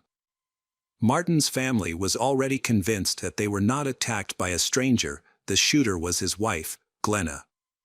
Christine Keller, the ex-wife of Martin, was shocked by the events. Although she never thought highly of Glenna, especially because of Glenna's aggressive behavior, but she did not expect this to happen. Then, Christine took her old parrot home to the children. Meanwhile, detectives were finally able to speak with Glenna, who was feeling well. Doctors confirmed that she understood what was happening around her and ready to talk to the detectives. Despite the doctor's positive assessment. But she told the investigators that, in her view, she never wrote farewell letters and did not plan to end her life, let alone kill her husband. Police officers were concerned because Glenna completely denied being involved in the attack on her husband, yet she also claimed she couldn't remember what happened on that tragic day. This inconsistency seemed suspicious and hinted that she might be a suspect, but at that time, they had no solid evidence against her. Glenna was released from the hospital several months later. Meanwhile, the investigation had not uncovered any new evidence. Police were concerned that Glenna's denials and the trauma she had suffered might convince a jury that she was innocent. One day, Christine was awakened by the parrot's voice and went to see it. She was amazed by what it was saying. She decided to use her phone to record the monologue. The parrot kept repeating, "It says, beg Glenna, don't shoot him." This caused Christine's great shock and fear. For a while afterwards, she was even haunted by nightmares. She immediately informed the police and later showed them the video recording. Although the use of a parrot as a witness in court was unprecedented, from that moment on, all of the detectives' suspicions about Glenna's involvement in the case were confirmed. New details of the case have attracted widespread public and media attention. Meanwhile, the investigation continued. The incident was again in the news at the end of June 2016 when police arrested Glenna. They had been collecting evidence to piece together a full case that would clearly show the jury who the killer was and help the Martin family get justice. It was initially thought that the footage of the parrot accusing Glenna would not be used, as it might seem too provocative, and it was uncertain how the jury would react to it.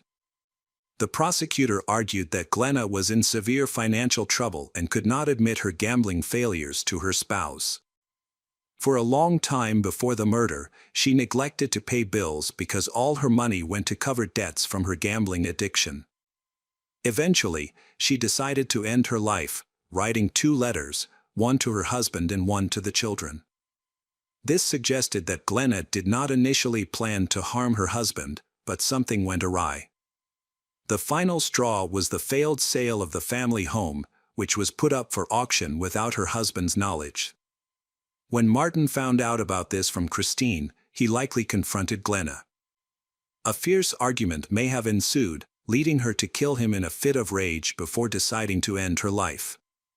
Glenna and her lawyer claimed that she had no memory of the shooting or the letter and insisted that she loved her husband too much, so she can't hurt him.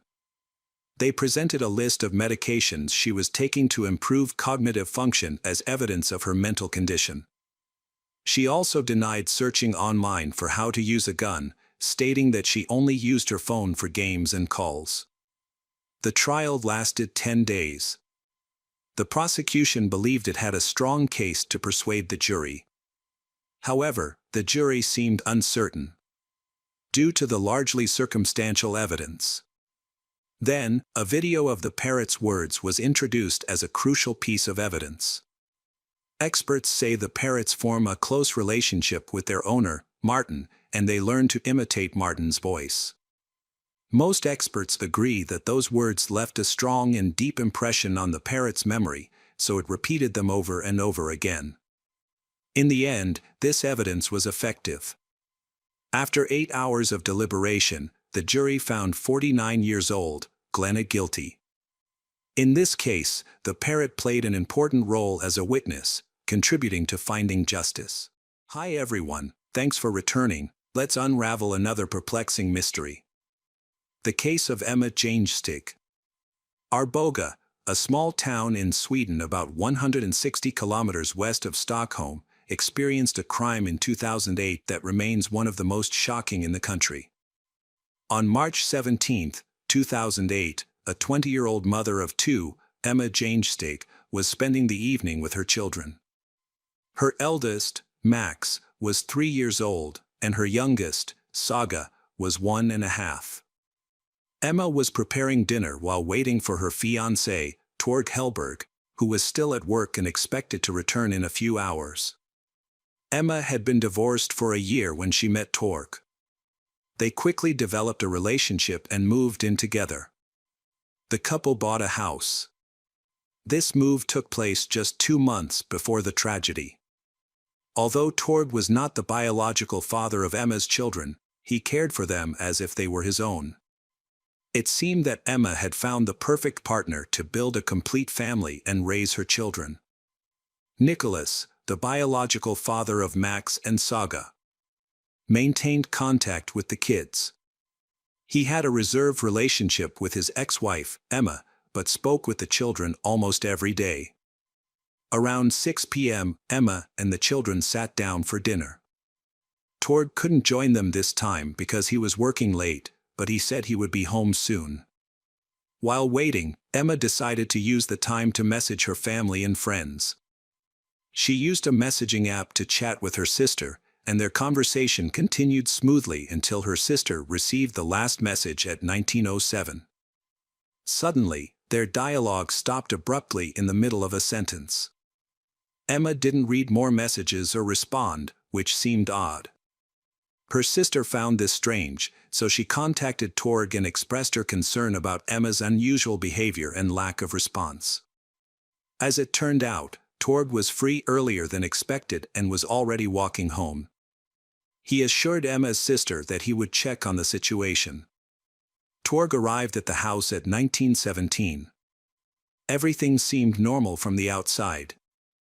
But he noticed the front door was open, which was unusual since it was usually locked.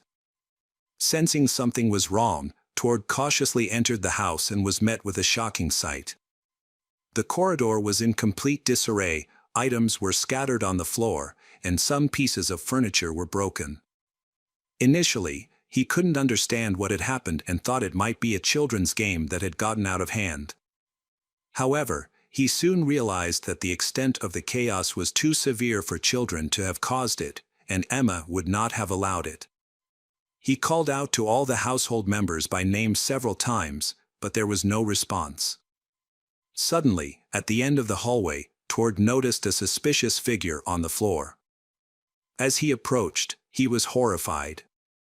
He saw a small body lying in an unusual position with many cuts on its face and head. Emma lay next to it, her body covered in blood. Realizing he needed to act quickly, Torg called the police at 7:20 p.m. The police received the call from Torg, a distressed man who was desperately calling for help. He explained that someone had attacked his family while he was away. In the background, a woman's moans could be heard. The police quickly dispatched police and ambulance services to the location. Doctors arrived within minutes. By then, Torg had discovered that all 3 family members had suffered severe head injuries, so severe that they were unrecognizable. To their surprise, doctors discovered that all of the victims were still alive and breathing. Everyone was immediately taken to the hospital for emergency care. Max and Saga were in critical condition, while Emma's injuries were slightly less severe. Her was placed in intensive care and put into a medically induced coma. Doctors predicted from the start that even if the children and mother survived, the brain injuries they suffered would likely have long-term effects on their lives. Doctors battled to save the victims. Meanwhile, forensic experts examined the scene of the horrific attack, which looked like a scene from a horror movie. The area was cordoned off for a thorough examination due to the severe chaos inside the house. Unfortunately, the medical team left many traces while providing aid and transporting the victims, which led to displaced objects and lost evidence. The attack clearly happened within a 13-minute window between 1907, when Emma's sister received her last message, and Torg's emergency call at 1920. Initially, Torg, the head of the family, was suspected. However, he had a solid alibi as surveillance cameras had captured him on his way home, thus eliminating him from the suspect list. With the time intervals clarified, it became clear that he was telling the truth. This indicated that the attacker had only a 10-minute window between 1907 and 1917, when Torg entered the house and found the wounded family members. Although Torg was no longer a suspect, the police decided to speak with him again at the station. They assumed he might have seen or heard something important for the investigation. However, he insisted that he did not see any strangers or cars. The only thing that seemed suspicious to him was the unlocked door of the house. Police then suspected Emma's ex-husband Nicholas as a potential suspect. Torg explained that Nicholas had constant conflicts with Emma over communication about the children, division of assets and alimony. These issues escalated at times, and she even went to the police because she feared for her safety. However, this was long before the tragedy. Eventually, they reached an agreement and everything was resolved. The police are working hard at the crime scene to gather more information. The perpetrator could be someone close to Emma. Looking at the level of attacks on the victims, it seems that there was a personal motive. Whoever this person was, they harbored a deep hatred for the victims, lost control during the killing process, and caused many injuries. At the time, Emma's ex-husband Nicholas was the prime suspect. Due to previous conflicts with Emma, he even threatened her, prompting her to contact the police. He was later arrested and questioned. Nicholas was shocked by the incident but calmly answered police questions. He had an alibi for the time of the attack, as he was in another city. Although the alibi has not been verified, his behavior suggests that he is not the killer. The police's only hope is 3-year-old Saga, who is still fighting for her life in hospital. If she survives, she could be the police's only witness, providing vital information about who the killer is. The victim's family fear the attacker may return to harm Saga again. To protect her, 24-hour security has been deployed to the hospital. She is in critical condition and doctors believe that even if she survives, she may be permanently disabled and might not remember the attack. No other witnesses to the attack could be found. The neighbors neither saw nor heard anything, so the police started reviewing the surveillance cameras in the area. They hoped to track the attacker and determine his origin. It was also crucial to find the murder weapon, which might have traces of the criminal. Therefore, patrol officers carefully examined the area and even used search dogs, but unfortunately, this yielded no results. Forensic experts found that the children had been attacked with a heavy object, such as a hammer or similar tool. The children had been hit with such force that their skulls had been fractured. Each child had been hit multiple times, indicating the intensity of the attacker's rage. This behavior was an important clue. However, it is not possible to identify anyone capable of doing so. The young family had no connections to the criminal world and no enemies. They were known to be good people. The police quickly confirmed their suspicions of a personal motive, as nothing was stolen from the crime scene. Valuables and money were still present, indicating it wasn't a robbery. The forensic examination of the house concluded the day after the murder. By then, Nicholas was removed from the list of suspects because his alibi was verified. And he was released. Emma is still in a coma and the investigation is making no progress. The case attracted considerable media attention. The area had a low crime rate, and the choice of victims and the level of cruelty were shocking. Police contacted the people through the media, which aroused the interest of those living near Emma's house. A passerby reported seeing a man dressed in black with a hood standing hesitantly in the doorway of the house at around 7 p.m. About 5 to 10 minutes later, the same witness, returning from the shop, saw a suspiciously frail man dressed in black run out of the house, get into a car and drive away immediately. He did not get a good look at the person and could not describe the car, but he thought the driver might be a woman disguised as a man. Several other witnesses later gave similar descriptions of a man in the area. It was clear that the man dressed in black was the suspect before the attack. A man then went to the police and reported his ex-girlfriend, expressing concern about her recent inappropriate behavior. She was identified as Christina Schurer, 31, born in Hanover, Germany. When she was 11, her father left the family and they had limited contact after that. Christina then moved to New York and lived with relatives in Manhattan.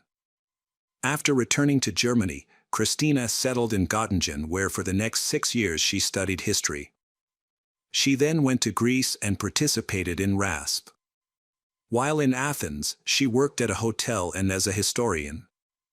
Later, she moved to Crete and worked in another hotel. In August 2006, Torg, a 20-year-old trader, vacationed on Crete and stayed at Christina's hotel. On his first day there, he met Christina, and they began a romance. They spent 5 days together on his vacation and continued to correspond after he left. Christina later visited him in Sweden, where they spent several days together. After her visit, she suggested going skiing, but he was not interested. Torg admitted that during this time, he noticed that Christina seemed very different than when she was on vacation, and he felt suspicious about their relationship. In January, he told Christina that their relationship was over, but she couldn't accept it calmly and tried everything to fix it. She kept messaging him, urging him to reconsider and get back together. In March 2007, she visited Sweden for 2 weeks and convinced Torg to have dinner with her. He agreed, but during the meeting, he made it clear that they could only be friends. Christina accepted this and left, but after some time, she returned to Sweden again, insisting on a new meeting, considering that this should be the last dinner together at which they would clear things up. During this meeting, she suggested giving their relationship another chance, but Tord firmly refused, as he believed the matter was settled. The Christina informed the Tord that, since they would no longer be in a relationship, she wanted to visit him to collect some items she forgot during a previous visit. Tord agreed to her request. After a brief visit, Christina left. However, the next day, she called again asking for help because she got lost near a castle. The Tord went to find her, and when he did, she admitted that she had taken a large dose of drugs the previous night, intending to end her life due to their breakup. Feeling compassionate, Tord allowed her to stay the night. He contacted her family in Germany to express concern over Christina's situation, informing them about her mental health issues and suggesting they admit her to a psychiatric hospital. Tord was confident that she needed help and hoped treatment would resolve her obsessive behavior. Additionally, he felt she would be far enough away not to disturb him anymore. Her family arranged for her to stay in a psychiatric clinic for 3 weeks. Unfortunately, even this did not stop her. In the summer of 2007, she moved to Stockholm with the intention of staying long-term. Christina rented a house and began looking for work. It was later discovered that in January 2008, she went to Germany but returned on February 20th. After her return, she wrote to Tord, saying that she had given birth to his son. Christina also revealed that she had given the child up for adoption due to her mental health problems. This caused confusion for Tord, as he did not know about her pregnancy. Christina mentioned that she had just gone on a business trip to Germany and that their child might have a genetic blood disease. She said that if the doctor's answer was confirmed, the adoptive parents would contact Tord to discuss the matter. Tord was confused by this. At the time, he was in a serious relationship with Emma and they lived together with her children. In January 2008, they moved into a new house.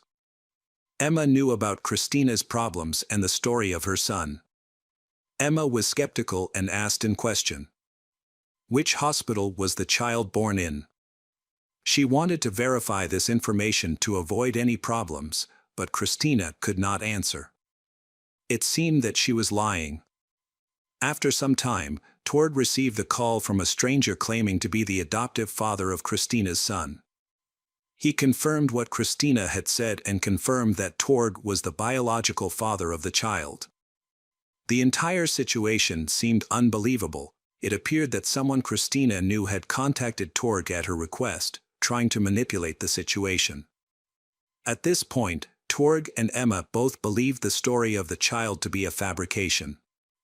Christina could not provide any evidence of her son's existence. Police began investigating the possibility that Christina had been involved in the murder of Emma and her 2 children. She had been near Emma's home on the day of the murder before quickly leaving for Germany. To solve these problems, cooperation between the Swedish and German police was needed. On March 20th, a warrant was issued for Christina's arrest. The media quickly reported that Christina had been found in Hanover. Upon hearing the news, her mother and brother contacted the police, asking why Christina was a suspect. The police explained their suspicions of her involvement in a violent attack, which shocked her mother. Christina then called the police herself, claiming it was a misunderstanding and denying any involvement. However, she was arrested after speaking with the police. Christina requested an attorney, and her attorney found an error in the arrest warrant, which led to her release. However, Christina was rearrested 24 hours later. Throughout her interrogation, Christina maintained her innocence. When police searched her rented apartment, they confiscated her cell phone, laptop, and the clothing she was believed to have been wearing on the day of the murder. Christina claimed she was wearing a beige jacket, but witnesses said they saw her wearing a black jacket. The black jacket found during the search was clean and bloodless, suggesting it may have been a different item of clothing. The key evidence was found in search queries on Christina's laptop, which had many photos of Emma and her children and a blueprint of their home. This showed that Christina was planning the crime. Just before the attack, she looked up ways to hide evidence of a crime. She also repeatedly checked Tord's social media pages, demonstrating her intense obsession with him, along with diary entries detailing her victims, including their addresses and habits. On March 27, Emma emerged from her coma. She was recognizable, much to the relief of her family. Police prepared for a crucial interview when Emma was able to communicate clearly, taking care not to mention her children to protect her mental state and ensure accurate responses. On April 1, just 3 days after waking from her coma, Emma had her first meeting with the police. Despite her efforts to remember, she did not understand the police's questions or why she was in the hospital. Doctors hoped that her memory would improve over time. Emma asked more and more about her children. After her first interview, a doctor briefed her about the attack but did not go into detail. However, by the next morning, Emma had forgotten the conversation, a situation that lasted for weeks. Because of her fragile condition, officials chose to provide only vague answers about her children and prevented her from accessing newspapers or TV. This restriction frustrated her further, as she couldn't understand the situation. She continued to believe her children were alive, despite her initial memory lapses. Finally, after a conversation with a doctor, she realized that she would never see her children again, but she still could not remember what had happened. She believed that she had been in a serious accident. At this time, forensic experts did not find any of Christina's DNA or fingerprints in Emma's house. It is possible that Christina's attempt to stage the murder was successful. Additionally, they were unable to find a murder weapon. In March, Christina's roommate reported to the police that a hammer had gone missing from her toolbox. The hammer matched the description of the murder weapon, indirectly linking Christina to the crime. However, without strong evidence to charge, the investigation continued. Police focused on shoe prints found at the scene of the children's murders. Several other footprints, belonging to the paramedics, the 3 victims, and Torg, were not involved and were discarded. However, police did identify prints from sneakers not worn by family members or police. They identified the brand, style, and size that Christina had worn. A photo on her personal page showed her wearing the same pair of sneakers, in the same size, but this evidence remained circumstantial. Video surveillance recordings from the railway station provided significant evidence, showing that Christina, wearing her jacket, visited the city at least 3 times in the week before the attack. Her last visit was on the day of the murder, March 17. Although the images were unclear, her identity was confirmed through mobile phone geolocation. When questioned, Christina could not clearly explain her presence in the city. She later stated that she was there for work. Police were able to determine the motive for the attack when they found notes on Christina's computer that revealed her intense jealousy of Emma, as Christina struggled to accept that Torg had found happiness with someone else. A psychological examination determined that Christina was sane. The police continued to make every effort to help the Emma, who miraculously survived, regain her memory. They even accompanied her to the crime scene, but this did not assist. Then, a few days later, there was an unexpected breakthrough. Emma suddenly recalled that on the evening of March 17, someone had knocked on the door. The Emma opened it to find a girl in dark clothes and a hood standing there. The stranger introduced herself as Christina and immediately struck Emma on the head with a heavy object. It is frightening to think about what happened next in the house and what the defenseless children went through. On July 29, 2008, Christina Scherer appeared in court in Sweden, charged with double murder and attempted murder. Her defense team remained hopeful, considering the evidence against her circumstantial and easily dismissed. However, Christina's strange behavior complicated matters. She waved and smiled inappropriately at those present in court, behavior that supported the prosecutor's portrayal of her as cruel. Christina said her visit to the city was for work. The prosecution, on the other hand, argued that she had come to the city with the intention of killing. They claimed that she had been there twice before, on March 12th and 14th, to check out her targets. Furthermore, they portrayed Christina as a pathological liar obsessed with her ex-partner. There was no evidence that she had ever been pregnant or had children. No witnesses saw her pregnant, and there were no maternity records showing that she had given birth or adopted a child. This undermined her claim of having children, casting doubt on her credibility. The key witness for the prosecution was Emma, who identified Christina on the first day of the hearing. She recalled that about 10 minutes before returning from work, she opened the door and encountered the person who had killed her children. Emma was so shocked to see the killer that she fainted in the courtroom. This incident was significant because it confirmed that Emma had not been exposed to any information about the suspect or the crime prior to that moment, which strengthened the prosecution's case. The defense focused on the fact that all the evidence against Christina was circumstantial. They pointed out that the murder weapon didn't have her fingerprints, and there was no DNA evidence linking her to the crime. The prosecutors highlighted blurry surveillance footage and a sneaker print, suggesting that doctors may have inadvertently destroyed important evidence.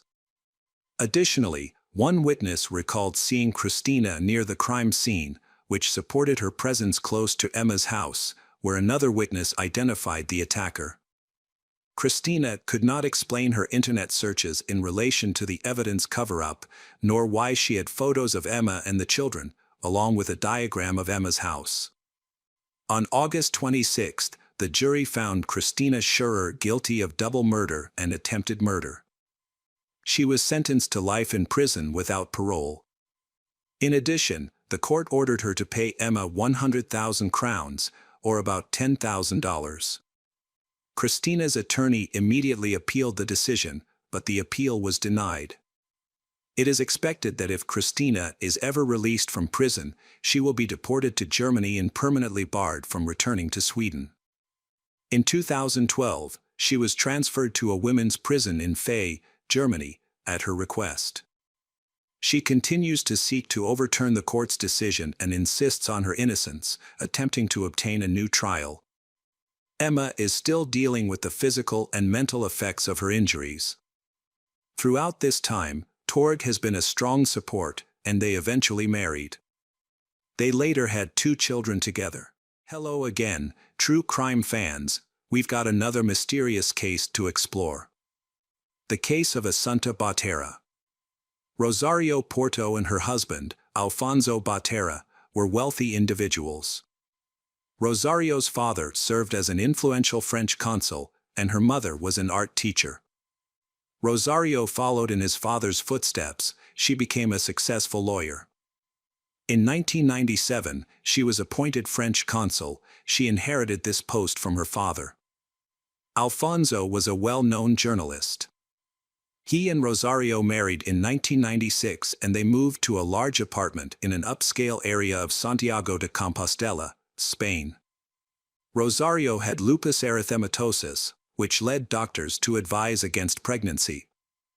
They decided to adopt a child abandoned by his parents and create a loving home for him. Adoption was challenging in Spain, so when they were in their early 30s, they chose to go to China for adoption. After navigating numerous bureaucratic hurdles, they arrived at an orphanage. Rosario immediately noticed a 9-month-old girl, and within 2 weeks, they resolved all issues to officially adopt her. When returning to Spain, the child's documents named her Assunta Fon Yan. This was notable since Assunta was among the first Chinese children adopted in the area. Initially, it seemed fortunate for her to join a respected and wealthy family, but unfortunately, this joy did not last long. Assunta was a highly capable girl. She excelled academically, studied multiple languages, practiced ballet, and attended music school. It seems that Rosario and Alfonso want to give her every opportunity to develop. On July 4, 2013, Rosario and her 12-year-old daughter, Assunta, went to the beach to cool off on a hot day. Assunta told a terrifying story about a man wearing a black mask and gloves who tried to strangle her the night before. The longer the girl talked, the more she lost control, and finally, her mother cried. She knew about it, she was there when it happened, but for some reason she did not contact the police. On the night of September 21, 2013, at 10:30 p.m., Rosario and Alfonso were at the police station for another reason. They reported their daughter, Assunta, was missing for several hours. Then, Rosario recounted Assunta's story of the attempted attack from 2.5 months prior. This left them fearful that the attacker had returned and something terrible might have happened to their daughter. They were terrified she had been kidnapped. Alfonso was convinced she was no longer alive. They urgently pleaded with the police to take immediate action. In the early hours of September 22, two men were driving through a forest on their way back from a bar. Suddenly, the driver stopped, saying he noticed something unusual in the forest. He didn't understand what was going on, so he turned his headlights toward the forest and mentioned to his friend that he felt like someone was watching them. Despite this, he wasn't scared, likely due to the alcohol he had consumed, so he got out of the car and walked a few steps into the forest. In the light of the car's headlights, he saw something on the ground that looked like a doll.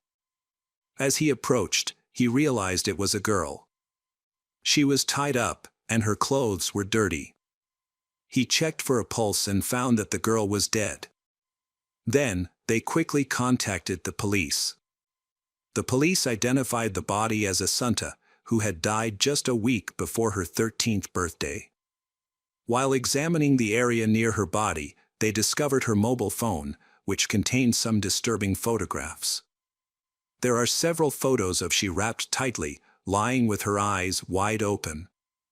Some forensic experts suggested her dilated pupils indicated possible drug use. Even more distressing were photos of the girl in revealing clothing, with bright makeup, fishnet stockings, and posing provocatively on a couch. Her eyes remained wide open, and her pupils were dilated. These photos later appeared on the internet, were widely circulated and making people angry about how a child was treated like that. Assunta's last day was described by her parents as ordinary. However, then little girl suddenly went missing and was found dead a few hours after they reported her disappearance. On that day, the girl went to visit her father, Alfonso, at his work, and then hurried back home, so she not wanting to miss The Simpsons at about 7 p.m. After she returned home, Rosario, her mother, came back from work and saw her daughter in her room, where she had her books spread out on the floor for homework. Rosario didn't notice anything unusual and left to go to their country house, which was about half an hour away, to pick up bathing suits and other items for a planned beach outing the next day. Rosario returned around 9:30 p.m., and by then, Assunta was no longer in the apartment. Rosario became worried because little girl hadn't called or mentioned any plans to go out, which was unusual for her. Thinking maybe she had gone to see friends, Rosario started calling the girl's friends and Alfonso, but nobody had seen she. Rosario was the last person to see Assunta alive, making her one of the first individuals the detectives focused on, and she was questioned at the station. During her discussion with the police, Rosario recalled the incidents of July 4th, the night of the first attack. When they returned from the store that evening, Assunta closed the front door but left the key in the lock. Her mother didn't notice, and they went to bed. Around 3 a.m., Rosario was awakened by cries for help. Rosario rushed to her daughter's room and saw a large man pinning little girl to the floor, seemingly trying to strangle her. She attacked the intruder, but he was very strong and easily threw her against the wall. Fortunately, no one was harmed, and the attacker fled. Rosario described him as a strong, middle-aged man dressed in black, wearing a mask and gloves, so it is not possible to give a more detailed description. Assunta told her friend about what happened and even sent several photos showing red marks on her neck. Assunta's father, Alfonso, mentioned that little girl had struggled with depression for a long time and was taking medication prescribed by doctors. This was confirmed because Assunta talked to friends and shared her experiences. Recently, she had been speaking more positively about her situation, saying she felt much better.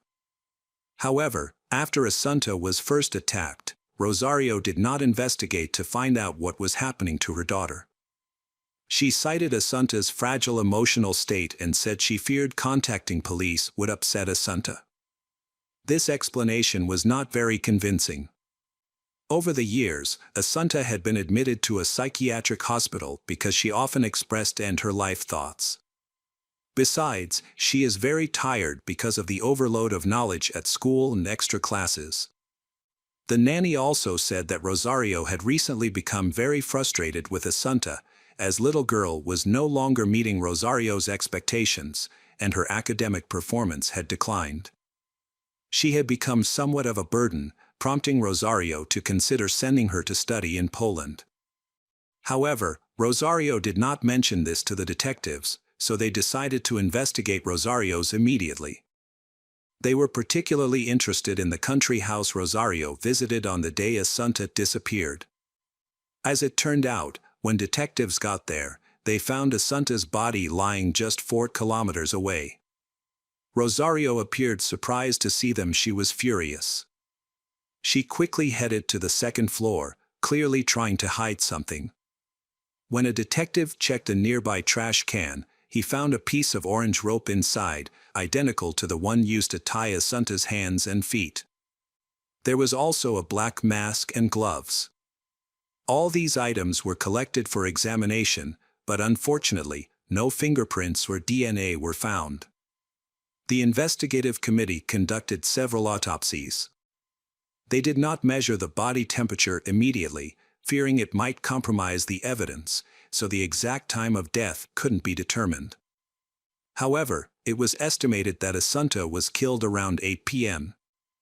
The cause of death was suffocation. Her mouth and nose were covered with a soft object, likely a pillow, which prevented her from breathing, leading to unconsciousness and eventually death. In addition, an autopsy determined that Assunta had taken at least 27 lorazepam pills on the day of her death, 9 times the normal amount for an adult. Hair tests revealed this was not the first occurrence. Little girl had overdoses 3 months before her death, starting when the attacker first breaks into the home.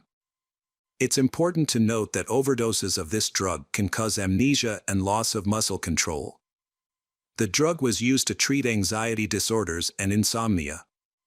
The police discovered that Rosario used it to combat depression, but it was not prescribed for Assunta. No one could explain why Assunta took the drug. According to Rosario, the criminals gave Assunta medicine so she wouldn't remember the incident. Detectives conducted a review of CCTV footage in the area to track Assunta's movements that day. Around 2 p.m., she visited her father, Alfonso. At 5:21 p.m., she returned home, and at 5:28 p.m., Rosario returned home. At 6:20 p.m., a gas station camera recorded a green Mercedes belonging to Rosario. She admitted the car was moving towards a house in the country. It was clear that besides the driver, there was a girl in the car, identified as Assunta. They were heading in the direction where Assunta's body was later found. The new testimony completely contradicted Rosario's earlier statements, making she the primary suspect in the murder.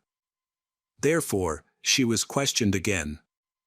Rosario's face showed fear and shame because she had let her adopted daughter go missing while she was responsible for taking care of the girl. Then, she offered a different version of events. According to her, they went out to get swimsuits together, but when they arrived at the country house, Assunta refused to enter with her.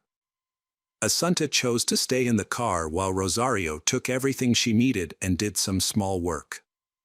However, this took longer than expected, and Assunta wanted to return home to do chores and rest. Rosario agreed and drove her daughter back. But she dropped her daughter off about a 20-minute walk from their apartment to avoid navigating the narrow streets. However, the police reviewed CCTV footage from the outskirts of Santiago but found no evidence of Rosario taking her daughter back home. They only saw footage of Rosario leaving her country house alone around 9 p.m. Her story is full of controversial and contradictory details. She appeared to look at the detectives with arrogance, displaying coldness and showing no regret over the loss of her child. She persistently insisted that the large man in black was involved in the incident. When the police interviewed the Botera family's neighbors, one mentioned hearing screams at night in July, when Assunta was first attacked. He also observed something unusual. Even though the attacker entered an area where dogs lived, the dogs were silent, indicating that the attacker was very familiar with them. All in all, everything seemed suspicious, making them even more suspicious that Rosario and Alfonso were involved in the murder of their adopted daughter. The police considered different theories about the first home invasion. Some thought it was fabricated by Rosario, while others suspected it was the parents' first attempt at murder. Few believed an outsider was involved. On September 24th, Rosario and Alfonso held a funeral, during which they behaved oddly, even taking a selfie in front of the coffin. Due to inconsistencies in her testimony, Rosario was arrested after the funeral. By then, detectives had discovered what might have been the motive behind the crime. Witnesses came forward with information about incident from 9 months prior to the tragedy, and this may have been the beginning of the bloody end. In January 2013, Rosario started a relationship with a realtor named Manuel Garcia, whom she hired to sell real estate. Manuel was married and made it clear he would not leave his family. He considers the relationship with Rosario to be nothing more than an affair. Rosario was fine with this, and their secret relationship continued. During this time, her relationship with her husband, Alfonso, quickly deteriorated. She finds Alfonso boring and considers him a failure who overestimates himself. She described him as insensitive, while her lover, Manuel, was the complete opposite. After Alfonso finds messages from Rosario's lover on his wife's phone, they divorced in February 2013. Rosario and her daughter Assunta continued living in the apartment. She maintained her business and visited a country house. Custody of the daughter, Assunta, was shared, and both parents have the right to see the little girl. After Assunta's parents divorced, she lived in both her father's and her mother's houses. Many observed that she was always close to her mother, while her relationship with her father was not as warm. However, her father made efforts to improve their relationship. He also repeatedly told his ex-wife Rosario that they would be forever tied together through their adopted daughter. Is it possible that because Rosario wants to completely cut off contact with her ex-husband, so she will cause the innocent child to leave forever? It is known that earlier in the summer, Rosario had to end her relationship with her lover, Manuel. Alfonso took advantage of the opportunity, he convincing Rosario to end her relationship with Manuel in exchange for his help with their daughter while she was in the hospital. And Rosario agreed to this request. However, it was revealed that on September 21st, Rosario broke her promise, she spending most of the day with Manuel and only returning home in the evening. This is very suspicious, because soon after, Assunta was killed. During the investigation, numerous assumptions were made, including one significant point emphasized by the defense. They argued that male DNA was found on the clothes of Assunta's, indicating a man's involvement. While it was considered possible that the mother was not involved in the crime, this scenario was deemed unlikely. Police have stepped up their investigation, collecting documents for analysis, focusing on identifying male DNA on Assunta's body. Several options were considered during the investigation. At first, Alfonso was suspected, but then all attention turned to Manuel. However, he had an alibi and had no motive to harm Assunta, so he was quickly dismissed as a suspect. Surprisingly, the DNA was identified as belonging to a stranger named Ramra, a Colombian citizen who lived in Madrid, about a 6-hour drive from Santiago, where the incident occurred. This may seem strange. When questioned, Ramra fervently denied any connection to the case, claiming he had never been to Santiago and had no involvement in the murder. Indeed, Ramra had an alibi. He was having dinner at a restaurant in Madrid with his girlfriend and was captured on CCTV footage there. Why had Assunta been taking prescription drugs in the months leading up to the incident without any prescription? Further examinations revealed that only a portion of the DNA traces found belonged to Ramra. The lab staff suggested that the match could be due to poor quality samples or contamination. There were even suggestions that someone might have intentionally tampered with the sample's DNA to mislead the investigation. At this stage, many questions remained unanswered, and detectives considered even the most unlikely scenarios. Rosario and Alfonso seemed indifferent to what happened to their adopted daughter. Rosario was the last person to see Assunta alive, and the press speculated that she could have acted alone. Despite her fragile appearance, but investigators doubted she could physically manage Assunta's body. Using cell phone towers, police tried to determine the whereabouts of Rosario and Alfonso at the time of the incident. On that day, their phones were turned off. This makes the police even more suspicious of them. However, Rosario explained it was a coincidence, and their phones just run out of battery at the same time. They don't have any bad intentions. After talking to a local pharmacist, who was also a friend of Rosario's, they discovered that Rosario first contacted the pharmacist on July 5th. The day after an intruder broke into the house and attacked Assunta. After that, this drug lorazepam was purchased in large quantities by Rosario. Considering all the circumstances, the detectives decided to arrest Alfonso Botera. Some of Assunta's teachers had noticed unusual behavior in her. One day, Assunta attended her violin lesson with her father, Alfonso, and she seemed unable to control herself. Alfonso explained that his daughter was just under the influence of allergy medication. The teachers observed that she was usually very reserved and did not share her problems. The drowsiness incident occurred repeatedly, but the parents always had excuses, typically citing her health condition. The teacher was suspicious and distrustful of the girl's parents. When the police interviewed Assunta's teacher, she described Assunta's symptoms and behavior, which matched many side effects of the medication. 2 days before the tragedy, the last suspicious incident happened. On that day, Rosario informed the teacher that her daughter couldn't attend class due to a severe reaction to prescribed medications. After hearing this, the detectives were convinced that the adoptive parents knew about the medications and attempted to poison Assunta. Although Rosario and Alfonso were divorced, but Alfonso was determined to reconcile with she. In June 2013, 3 months before the tragedy, Rosario experienced a nervous breakdown and was hospitalized. During this time, Alfonso moved back in, feeling optimistic as his wish to reunite with his family seemed to be coming true. During this period, Rosario ended her relationship with her lover. Alfonso visited her in the hospital and cared for her after her discharge. It seemed like family matters were improving, but later it was revealed that she had lied, she continuing her affair and meeting her lover on the day of the murder. Given the new information, the investigation believes that Alfonso sought revenge. Perhaps he wanted to cause Rosario more pain than he had to endure from her betrayal. This could explain why the orange rope ended up in the trash at the country house.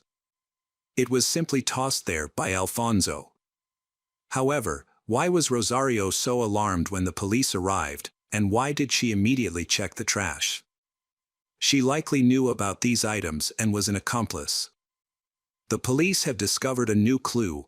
whenever Alfonso was at home with Rosario and Assunta, the little girl be drugged with lorazepam. However, Alfonso refused to comment on this, claiming he was not guilty.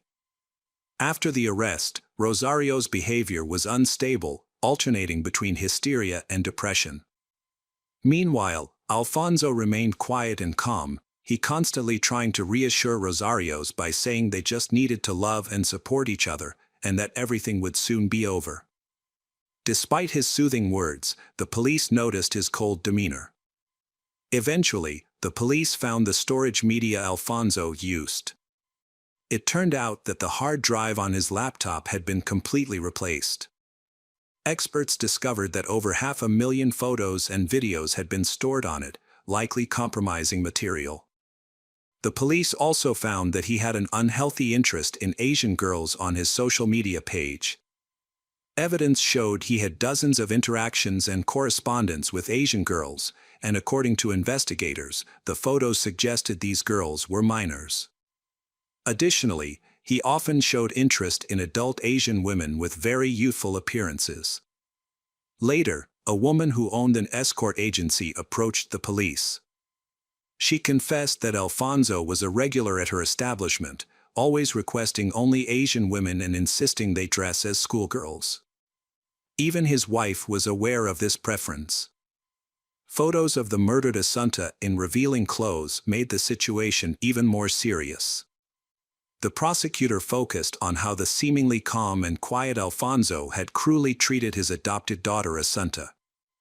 The charges suggested that Rosario and Alfonso were criminals covering for each other, with both involved Assunta's death.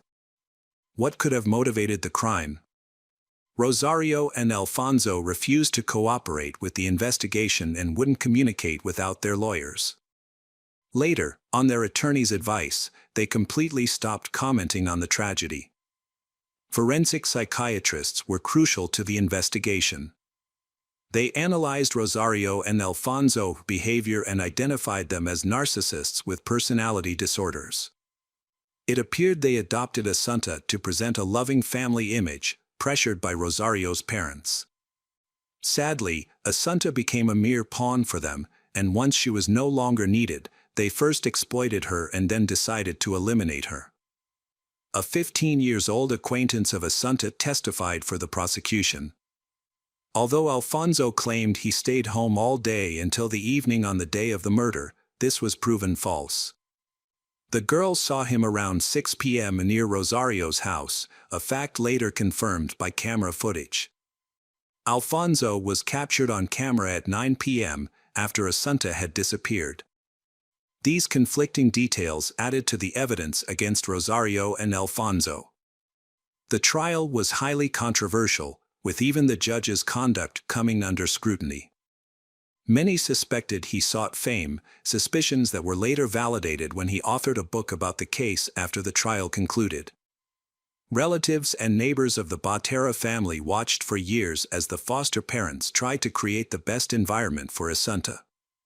They are financially well off, ambitious and have a tough personality, but those close to them notice their devotion to Assunta. Many people still believe that the trial's outcome was a miscarriage of justice. In court, Rosario and Alfonso maintained their innocence. Alfonso remained calm and reasonable, while Rosario often cried, became hysterical. She puzzled in her testimony in justifying his behavior with the effects of the drug. Rosario's cousin testified at the trial and shared some new information. In 2011 and 2012, Rosario's parents both passed away suddenly at home. Their deaths were suspected to be under unusual circumstances. The cousin believed that Rosario was involved in the murders of her parents and daughter to inherit the entire property. However, the defense attorney rejected these claims. Rosario's mother passed away at the age of 77 and her father passed away at the age of 88. Both passed away peacefully from old age in their sleep in their beds. Although doctors found nothing unusual, their bodies, like Assunta's, were cremated, making it impossible to verify any unnatural causes of death. Meanwhile, the prosecutor contended that Rosario and Alfonso were true sociopaths. Alfonso was apparently a pedophile who drugged his daughter and chose to record these incidents. Asunta posed a threat of exposing them, leading to the decision to eliminate her. This theory was supported by numerous photographs and evidence indicating that Alfonso had an unhealthy obsession with young Asian girls. It is likely that Rosario was complicit in these activities or was at least aware of them but chose to protect Alfonso's wrongdoings. Alternatively, Rosario might have seen the girl as a burden and decided to eliminate little girl with the help of Alfonso. On October 30, 2015, the court found Rosario and Alfonso guilty and sentenced each to 18 years in prison. After beginning their sentences, they both appealed, but their appeals were rejected. On November 18, 2020, Rosario was discovered dead in her prison cell with a belt around her neck. This was her third try to end her life. Alfonso remains imprisoned and maintains his innocence. Hello friends, welcome to our channel. Today we're going to take a look at another horrible case with you. The case of Jennifer Morrissey. Michael was born in Pennsylvania in 1953. He later moved to Williamsport, Maryland. Overall, his childhood was quite normal. After graduating from high school, he went to college and quickly married his girlfriend, whom he had loved for several years. The feeling was mutual, so she readily agreed. Michael is a person who has tried his best to achieve success in his career, he becoming a well-known insurance agent in the city for some time. Though he was good at it, he eventually switched to pharmaceuticals, where his career truly flourished as a pharmaceutical representative. He started his own business and provided his family with a wonderful life. He earned well, and the family wanted for nothing. Unfortunately, his happy married life did not last long. For years after the birth of their children, Michael and his wife's relationship became cold, so they decided to divorce. Despite the divorce, but he and his wife remain on good terms, and the children still visit him regularly. The son and daughter later recalled that even during the divorce proceedings, they never saw their parents argue. Their relationship remained peaceful and respectful, even as they decided to end their marriage. A few years later, Michael moved to Bucks County, Pennsylvania, to start a new life. He plans to continue his business there until he retires. As a single man, Michael enjoyed his freedom and owned a large, beautiful house by the river. He developed an interest in art and began collecting valuable pieces. Although he didn't aim for world-class masterpieces, he has gathered a fascinating collection that he is very proud of. Michael remained a bachelor for a long time until 2012, when he met a 28-year-old single mother named Jennifer Morrissey. They quickly fell in love and moved into a more intimate relationship. The romance was intense and passionate. Soon, Michael invited Jennifer on a vacation to the Caribbean islands. On the trip, he brought 2 jet skis and 2 ATVs so that both could participate in the activities. He was deeply infatuated with Jennifer, and his relatives were amazed at how much he had changed. He even got his first tattoo in his life, dedicated to Jennifer. In 2015, after they had been dating for 3 years, Michael invited Jennifer to move into his house, and she agreed. He gave her everything, including a comfortable life. Jennifer's stepchild even has his own room. However, the idyll lasted until August 8 of that year, when Michael was found dead in his house. By this time, his relationship with Jennifer had been going on for 3 years, and they were planning a wedding. Earlier, colleagues found Michael lifeless in his home. They initially thought he might have died from a heart attack. When the rescue team arrived, they discovered he sitting in a chair with his head tilted back. From behind, he appeared to be sleeping, but closer inspection revealed a pool of blood beneath him, with blood streaks around his mouth, nose, and chest. It became clear that he had not died from a heart attack but from gunshot wounds to the face. The wound between his eyes suggested that it was either murder or intentionally ended his life. Forensic experts began analyzing the scene and quickly ruled out intentionally ended his life. If he had shot himself, the gun would have fallen to the floor or at his feet, but the gun was missing. This indicated someone else was present at the time of his death, who pulled the trigger. Forensic experts expanded the search area and examined the living room. A .380 caliber cartridge case was found about 10 meters from Michael. There were no signs of a struggle inside the house, perhaps because the killer suddenly attacked him and acted abruptly. In addition, the watch, a laptop, and a cell phone of Michael's were also lost, indicating a robbery. It appears he witnessed a break-in, prompting the attacker to kill him to silence him. Further clues were found in Michael's bedroom. Investigators learned that he owned 2 registered guns. However, only one gun was found, and the holster for his Smith & Wesson .38 was empty. It was confirmed that he was shot with this missing gun. He had kept the gun for self-defense, indicating the perpetrator likely knew its location. There were no signs of a struggle, no injuries on Michael. This suggests the criminal knew the house, the location of the weapon, and how to escape unnoticed. As a result, investigators began testing people who had close contact with Michael to identify the suspect. The robbery theory quickly to unravel. Although Michael's pockets were empty, along with his cell phone, laptop, and watch were all lost, but other valuable objects remained intact.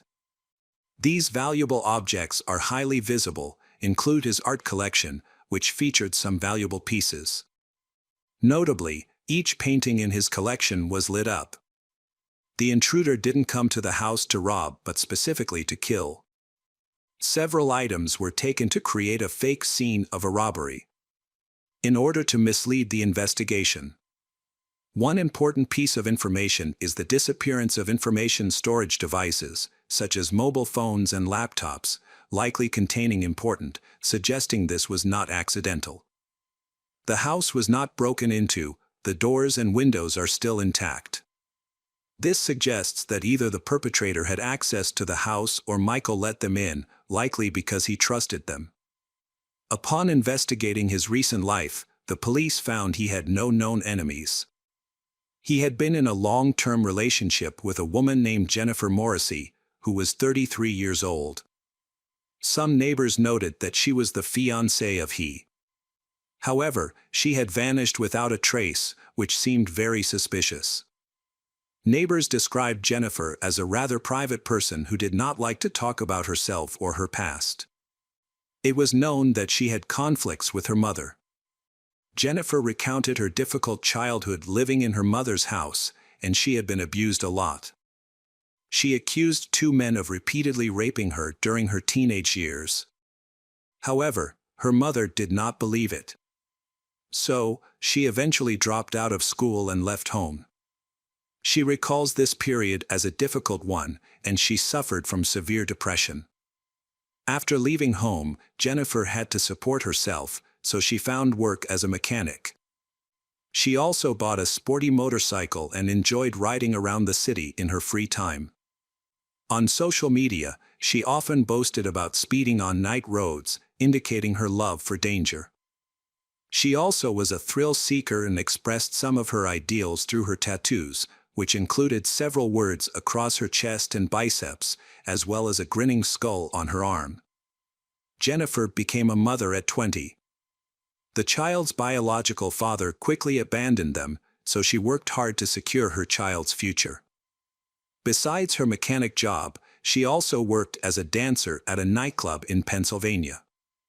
It was there in 2012 that she met Michael McNew, a 59-year-old regular at the club.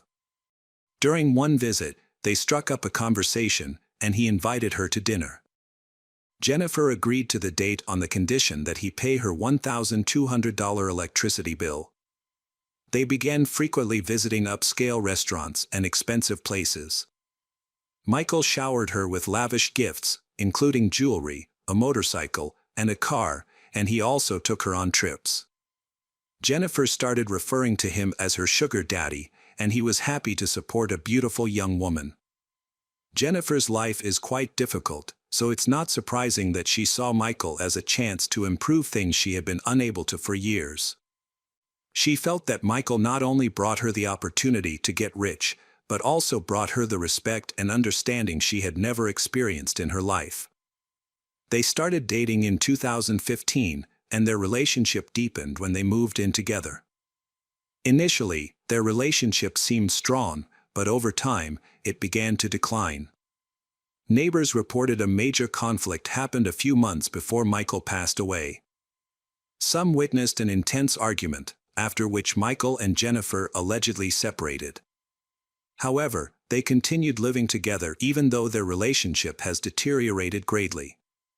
Jennifer vanished shortly after the tragedy, and it appeared intentional.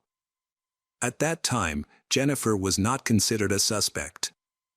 The police chose to reach out to Michael's children. They couldn't accept that their father had passed away. As soon as they learned what had happened to their father, they immediately packed their things. Michael's son, Patrick, traveled from Pittsburgh, while his sister and their mother traveled from Maryland. They all met and headed to Michael's home. Patrick told investigators that he never took his father's relationship with stripper Jennifer seriously. He thought Jennifer was too rude, brazen, and greedy, so he didn't want his father to have a long-term relationship with her. Michael's relatives and many friends tried to persuade him to end the relationship for fear she might endanger. In June 2016, Michael's daughter, Katie, got married. She told her father that she did not want Jennifer to attend her upcoming wedding. Michael decided to skip this event, so the wedding happened without the bride's father. Despite his relatives' objections, Michael continued to date Jennifer. Michael even made her the beneficiary of 2 life insurance policies worth about $500,000. By then, everyone knew Jennifer was frequently using illegal substances, exploiting Michael, and possibly having an affair. She severely damaged the relationship between Michael and Patrick, leading to frequent conflicts between them. Many believe that she did this on purpose so that she could gain access to all of Michael's assets, a wealthy man. However, in 2017, new issues emerged when she started distancing herself from him.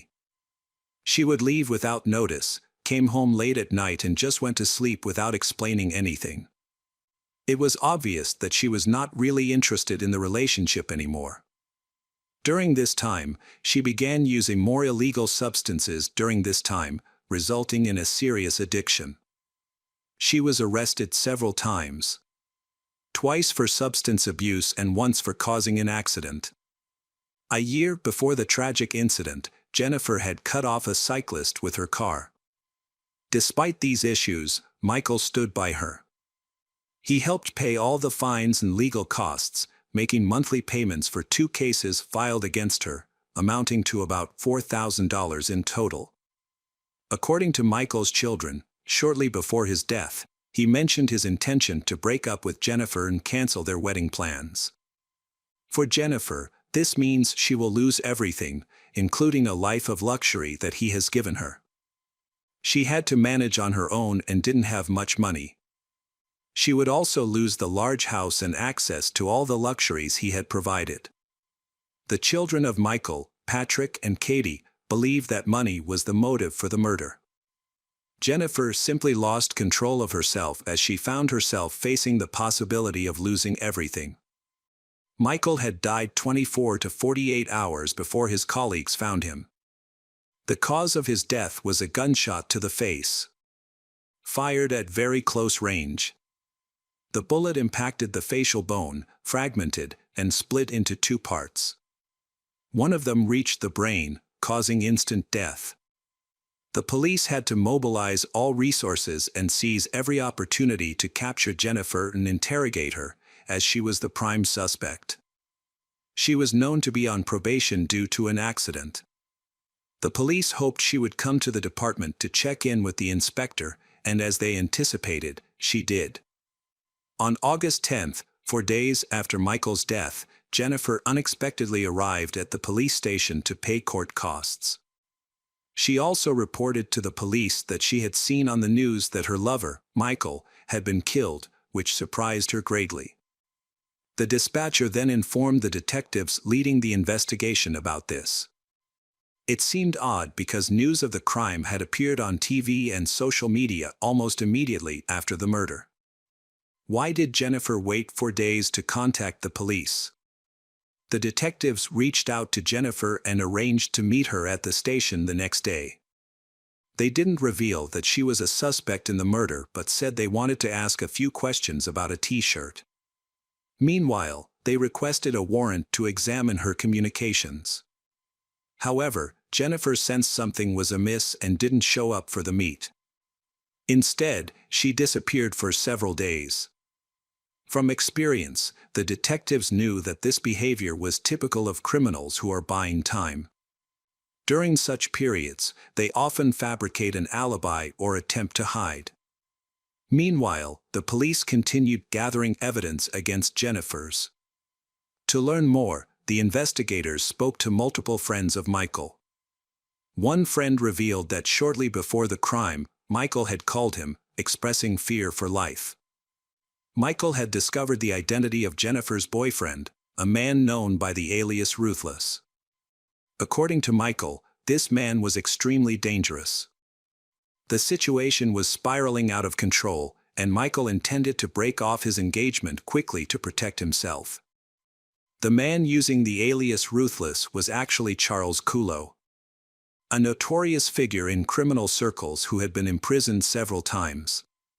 He had committed a string of serious offenses, with most charges related to the distribution of illegal substances. Just days before Michael's death, Charles was released from custody. Jennifer quickly moved in with Charles, but many of her belongings were still at Michael's house. She would occasionally stop by to collect her things, and Michael threatened to give them away to avoid seeing her again. Michael's friend mentioned that he was unhappy about Jennifer's affair. However, Michael chose not to compete with people from the criminal world and decided to end the relationship. The police believed this was a pivotal moment in the investigation. They had a new prime suspect, Charles, who would not have hesitated to shoot a defenseless elderly man. It was suspected that Charles accompanied her to Michael's house. And Charles and Jennifer simply wanted to make a profit, so they killed Michael so they wouldn't be hindered. Meanwhile, Jennifer missed a scheduled check-in with the inspector, which allowed the police to detain her and bring her to justice. On August 25, 2017, police officers went to the motorcycle repair shop where Jennifer worked and arrested her for violating her probation. Later, one of Jennifer's cellmates reported that she behaved very suspiciously during her imprisonment and confessed to intentionally killing Michael. The investigators brought Jennifer's in for questioning and informed her that she was suspected of being involved in the murder. She chose not to answer their questions and instead hired a lawyer. Meanwhile, a warrant was issued to access the communication devices of Jennifer. Jennifer's phone was found at the crime scene at 9:45 p.m. during her correspondence with Michael, confirming she was present at the time of the murder. Afterward, her phone's geolocation showed she traveled about 20 kilometers south to Charles's trailer, arriving there around 11 p.m. Michael's phone remained at the house until about 1 a.m. before moving towards the river, where it stopped working, likely after being thrown into the water. If Jennifer had already left the scene, who took the phone? An electronics expert discovered that Jennifer's phone automatically connected to Michael's Wi-Fi network at about 9:45 p.m. on August 6, 2017, when the murder occurred. This suggests she was very close to the router at that time. The police continued their investigation and discovered that Jennifer had a second mobile phone. They accessed this device, which actually belonged to Michael and was password protected. There was a risk of being unable to unlock it, but thanks to a list of passwords found on Michael's computer, used by Jennifer, they successfully unlocked the phone. This action uncovered significant evidence. The investigation revealed that shortly before his death, Michael was communicating with Jennifer. While she had deleted much of the information, detectives were able to recover it. Michael intended to contact the FBI to ensure Charles was imprisoned for life. Naturally, Charles could not allow this, so investigators believe he chose to kill Michael. Although Charles's phone was examined, he didn't appear to take these threats seriously. Jennifer, however, reacted more aggressively. Michael indicated he was willing to abandon his plan to contact the FBI if Jennifer returned to him and left Charles. The last message Michael sent before his death was "I love you," to which Jennifer did not respond. After accessing Michael's social media accounts, it was discovered that the day after his death, Jennifer began sharing various stories about the incident with her friends and acquaintances. Jennifer recounted many different stories to everyone. She told some that he had been attacked, but she told some other people that she didn't know what happened because they broke up a long time ago. She did this to spread misinformation and cover her tracks. It was obvious that she and Charles were involved in the murder. Eventually, the detective spoke with Charles, and he confessed. According to him, he was not involved in Michael's death. The murder was committed by Jennifer. That day, Jennifer returned to him late in the evening and admitted she had killed Michael. She explained that after an unpleasant conversation, Michael approached her with a gun. She managed to take the gun from him, but it accidentally fired, killing him. Frightened, she left immediately afterward. Jennifer requested to return to Michael to ensure he was either dead or to administer first aid if he was still alive. However, Charles refused to be involved in the crime, so he asked his friend Jerry to take Jennifer to the victim. Jerry, who lived nearby in a trailer with his mother, cooperated with the investigation and confirmed that he drove Jennifer to the river house that evening. He wasn't initially told the reason, but once they arrived, he realized what was happening. It was noted that the crime scene did not resemble a place where a fight had occurred, as Jennifer had claimed, but rather an execution.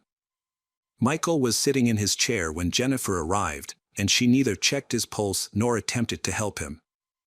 Instead, Jennifer collected valuables, removing the watch from his wrist, taking his laptop, and tossing his mobile phone into the river.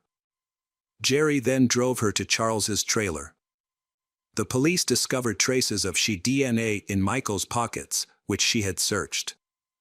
Charles defended himself by explaining that he was not at Michael's house because he had been in an accident shortly before the murder, which left him with serious injuries. At the time, he was using a wheelchair to move around, could barely walk, and was in no condition to commit the crime. Furthermore, he was aware that he needed to avoid any trouble while on probation. Charles was very convincing, and the investigators believed him. They verified his story, confirming that he was indeed recovering from the accident. On September 29, 2017, Jennifer Morrissey was charged with first-degree murder, robbery, and tampering with evidence. The trial was set for January 24, 2019. The prosecutor stated that these charges were linked to several conflicts before the attack. Jennifer felt most upset because Michael did not want to continue funding her lifestyle and left her, which further aggravated her. Additionally, Michael's death was supposed to bring financial gain, as Jennifer claimed an insurance payout of about $500,000. The crucial evidence against Jennifer came from Jerry, a friend of Charles, who testified at the trial. Jerry confirmed that Jennifer returned to the crime scene to eliminate evidence. Due to his cooperation, he was not charged. Likewise, Jennifer's boyfriend Charles was not charged because he also testified against her, even though he initially protected her, delayed contacting the police, and destroyed the murder weapon. Inmates also testified against Jennifer during the trial. The defense argued that Jennifer was not cruel and could not be accused of being vindictive or aggressive. To support this claim, Jennifer chose to testify herself. During the trial, she claimed she went to Michael's house in the evening to collect her belongings. He allegedly met her at the door with a gun, refused her entry, and aimed the gun at her. She said she reacted quickly, a struggle followed, and during the struggle, the gun accidentally went off, shooting he in the face. Jennifer maintained it was an act of self-defense, insisting that if she hadn't shot him, he might have shot her. However, her story didn't align with the fact that Michael was found shot while sitting in a chair, suggesting he wasn't at the door as she claimed. This made her account seem unbelievable. Forensic experts concluded that the most likely scenario was intentional murder. Evidence showed that the gun was about 3 meters from Michael's head when it was fired. Jennifer had aimed precisely between his eyes to kill him swiftly, execution style. There was no evidence of a struggle between them. On February 1, 2019, the jury convened to deliberate a verdict. Jennifer Morrissey was found guilty of first-degree murder, theft, and tampering with evidence. She was sentenced to life in prison without the possibility of parole. However, she never showed remorse. Michael's son was the most affected during the trial investigations. He repeatedly expressed his hatred towards Jennifer because she took his father away from him. Because of Jennifer, the relationship between him and his father has greatly deteriorated, and now they can no longer be reconciled. Hello again, true crime fans. We've got another mysterious case to explore. The case of Ellen Greenberg. Ellen Greenberg was born in New York on June 23, 1993, as the only child of Joshua and Sandy Greenberg. At the time of the events, she was 27 years old and living in Philadelphia. Ellen grew up in a family filled with love and was a cheerful, outgoing girl. In high school, she played softball and golf, excelling as a competitive athlete. She was well-liked and had many friends. Her mother said that she was a special person, able to connect people with each other. After graduating from college, Ellen earned a degree in communications from the University of Pennsylvania. Even so, she felt this was not her true passion. As a result, she took evening classes at the university and eventually earned a teaching degree. After completing her studies, she quickly found a job as a first-grade teacher in Philadelphia. In 2008, Ellen met Samuel Goldberg, the son of a famous family in the area. They started dating soon after. Deeply in love, they soon decided to live together. By 2011, they were engaged and planning to marry in August. Ellen was thrilled and joyfully prepared for the wedding, trying on her dress and sending out invitations. She had no idea that incident would soon take a strange and unexpected turn. On January 26, 2011, while Ellen was at work, Philadelphia had a major snowstorm, prompting the school to close early. Ellen returned to the apartment she shared with her fiancé, Samuel. At around 5 p.m., Samuel went to the gym, he unaware it would be the last time he saw Ellen alive. When he returned at 5:45 p.m., he found the apartment door locked from the inside. He knocked repeatedly, called Ellen's name, phoned her multiple times, and sent 9 text messages, but received no response. Then, he asked the security guard for help to break down the door, but the guard refused, citing rules against leaving post. Determined, he broke down the door himself. Inside, he discovered a horrific scene. Ellen was sitting on the kitchen floor, leaning against the cabinets, with multiple wounds. He immediately called 911. The operator instructed him to check if Ellen was breathing and to perform cardiopulmonary resuscitation. However, he noticed a knife stuck in her chest, preventing him from starting resuscitation. Tragically, Ellen had already passed away. When the police arrived to inspect the scene, they found that the apartment's entrance had not been forced, and inside, everything appeared to be in order, with no signs of a struggle. The door was locked from the inside, and the latch was secured in the usual way until Samuel broke it down, making it unlikely that an intruder had entered. The police also observed that Ellen's hands had no defensive wounds. Despite her multiple injuries, it seemed improbable that she had inflicted them on herself. Nevertheless, waiting for the forensic examination results, the police concluded that Ellen had ended her life, even though there was no note explaining her actions. Additionally, there were fruits on the kitchen table, indicating that Ellen might have been planning to make a fruit salad when she supposedly decided to end her life. The police took Samuel to the station to provide testimony. By this time, Ellen's parents had received the sad news over the phone. They lived in Harrisburg, a 2-hour drive away. When they learned that their only daughter had passed away, they completely collapsed. The very next day, information about Ellen's death has changed. The autopsy revealed she had 20 wounds, 10 on the front and 10 on the neck from the back.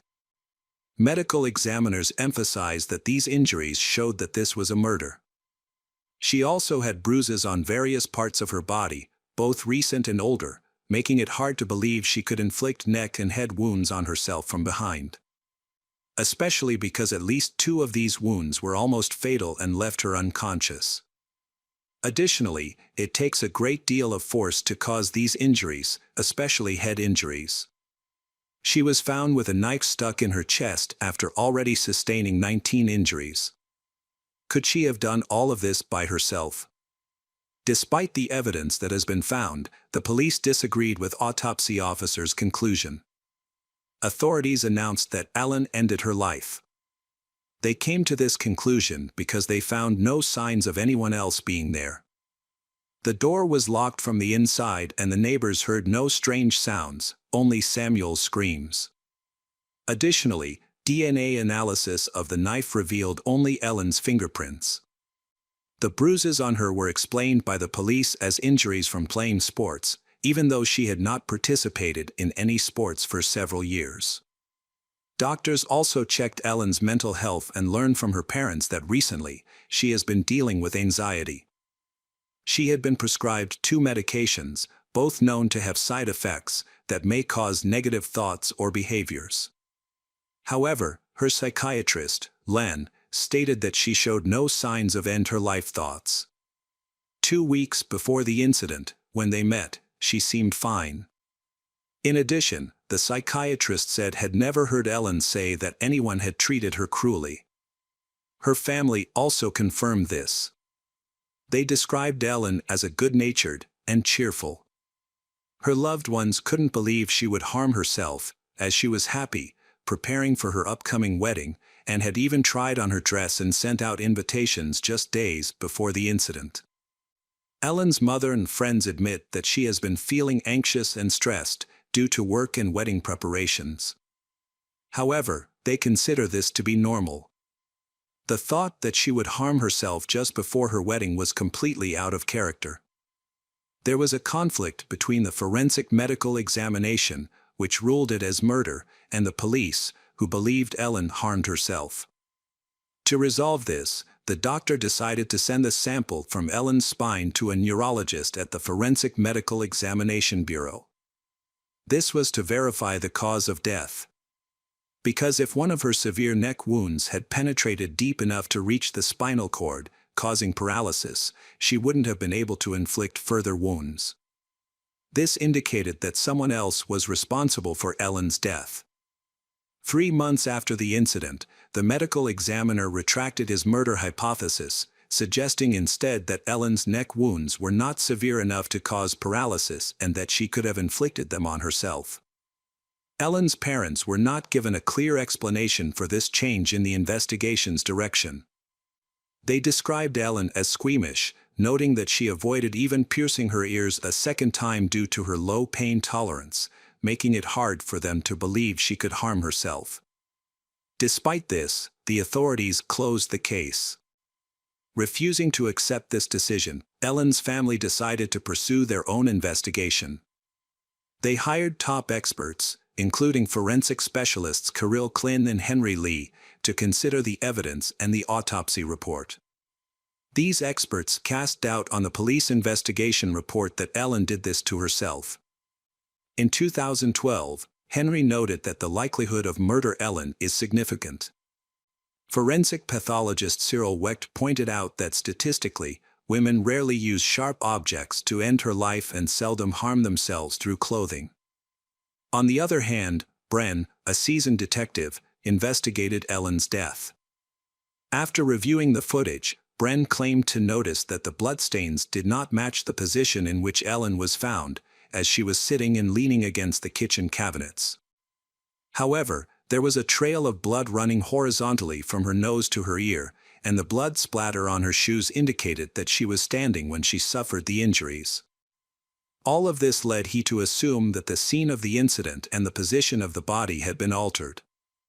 Although Ellen's parents tried, the lawyer failed to change the version of incident, as it would have been necessary to present more compelling evidence. Therefore, the case did not progress and remained unchanged until 2015. Andre, an assistant attorney, did not officially take on the case. However, he was intrigued by the unusual circumstances and decided to review the file to understand what drove Ellen to her actions.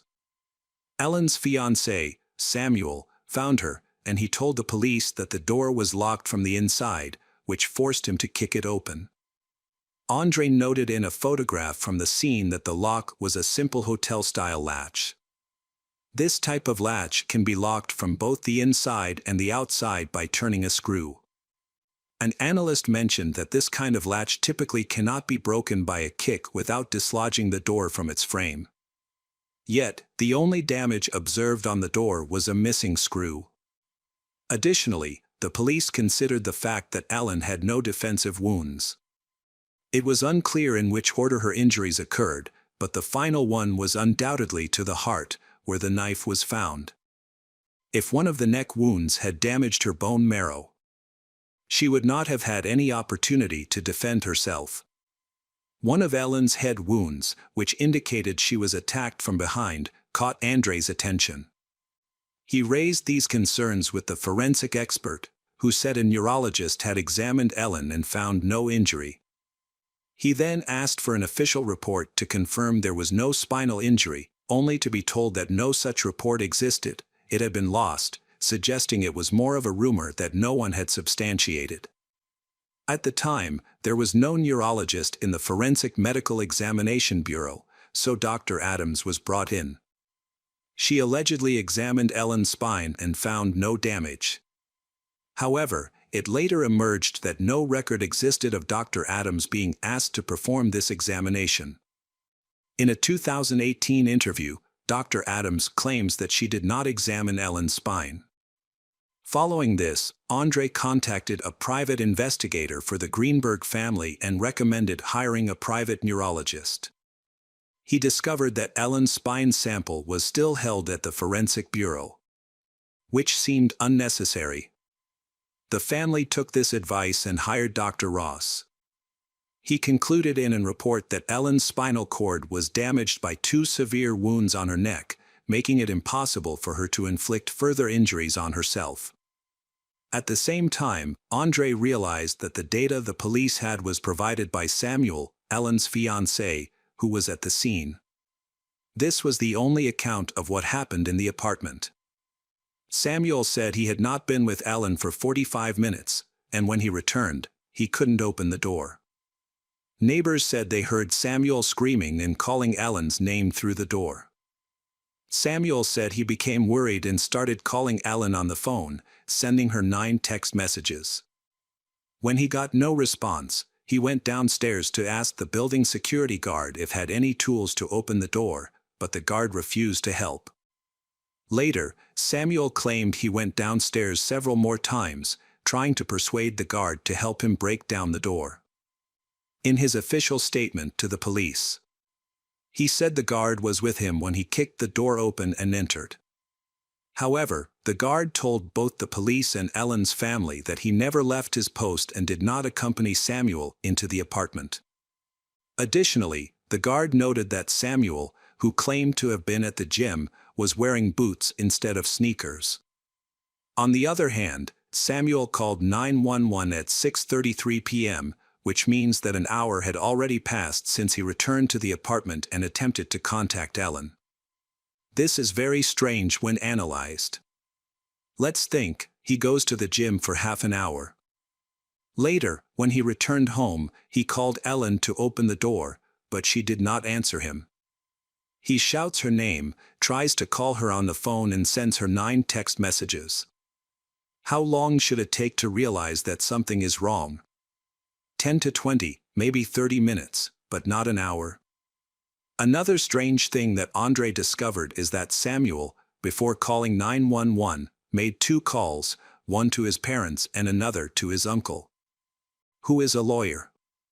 Moreover, they arrived at the scene before the emergency services, and it was Samuel's parents who informed Ellen's parents about what happened.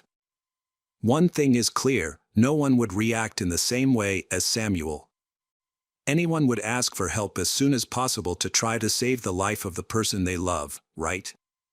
Andre listened to Samuel's call to 911, and he was surprised to hear Samuel speak in a calm tone. Even as Samuel said things like my God, his fiancée, there is blood, his voice remained steady.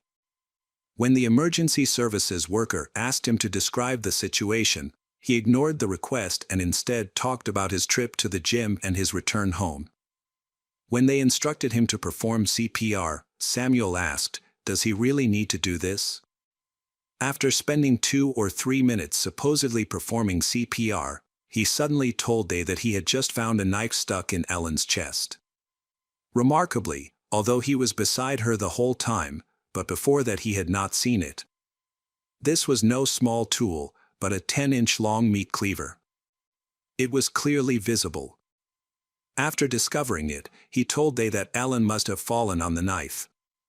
Following this, Samuel was taken to the police station to give a statement. He did so only in the presence of his lawyer and provided a very brief statement. After that, he refused to speak to detectives again, despite their repeated attempts to question him. It seemed there was no way to get him to talk. These things made Ellen's family believe that she was murdered. A neurologist hired by Ellen's family discovered a bone marrow perforation and also found signs of strangulation and bruising. However, many researchers reviewed the footage at the scene and were surprised to see only a small amount of blood. Ellen had 20 injuries, which raised suspicions that the crime scene may have been tampered with. However, the investigation did not conduct any crucial tests. The police did not even examine the trash after arriving at the scene. They simply observed and assumed she had died naturally, and without protecting the scene. Additionally, the day after this tragic incident, Samuel's uncle, cousin, and brother visited the apartment, supposedly to retrieve a suit. They took Samuel's laptop, Ellen's laptop, and her cell phone. The police only seized these items on January 29, 3 days later. Upon examination, the laptops showed search queries about ending one's life. Yet, the official report filed in April 2011 did not mention these searches. Ellen's parents and friends slightly changed their views about Samuel after the incident. They never labeled he as a suspect or culprit, but they did have doubts. They realized they had noticed changes in Ellen's behavior weeks before the incident but didn't think much of it at the time. Her friends observed that she started consulting Samuel on every decision, which was unusual for her. Ellen, once a happy girl, had become worried and insecure. One day, she told her parents she wanted to quit her job and move back home. She assuring them it had nothing to do with Samuel and she was fine. Her parents told her she could come home whenever she needed and advised her to seek help for her anxiety. In 2019, Deputy Coroner and Dean of the Faculty of Health Sciences Gregory MacDonald presented a report supporting the police's version of incident. He stated that Ellen had inflicted superficial wounds on herself, as people often start with shallow cuts before going deeper. However, the deep wounds and marks that looked like signs of an attack also made him suspicious. After the incident, Samuel continued to contact the Greenberg family for a year, but their relationship eventually faded. He later sent them an email announcing his wedding. Today, he is married, has 2 children and lives a normal life, completely unrelated to the Greenberg family. The Greenberg family and their attorney have filed a lawsuit against the medical examiner who performed the autopsy and the Philadelphia County Coroner's Office to change and explain why the case was closed. In May 2020, a Philadelphia court finally supported their claim. The family hopes to receive the case file, which they were previously denied access to. There is also a CCTV video from the building. It does not show anything unusual, it only confirms the time Samuel left and returned to the apartment. They also asked to see the 911 call recording. These procedures were delayed, and the trial was rescheduled for 2021. If they win, the case will be reclassified and investigated as a murder.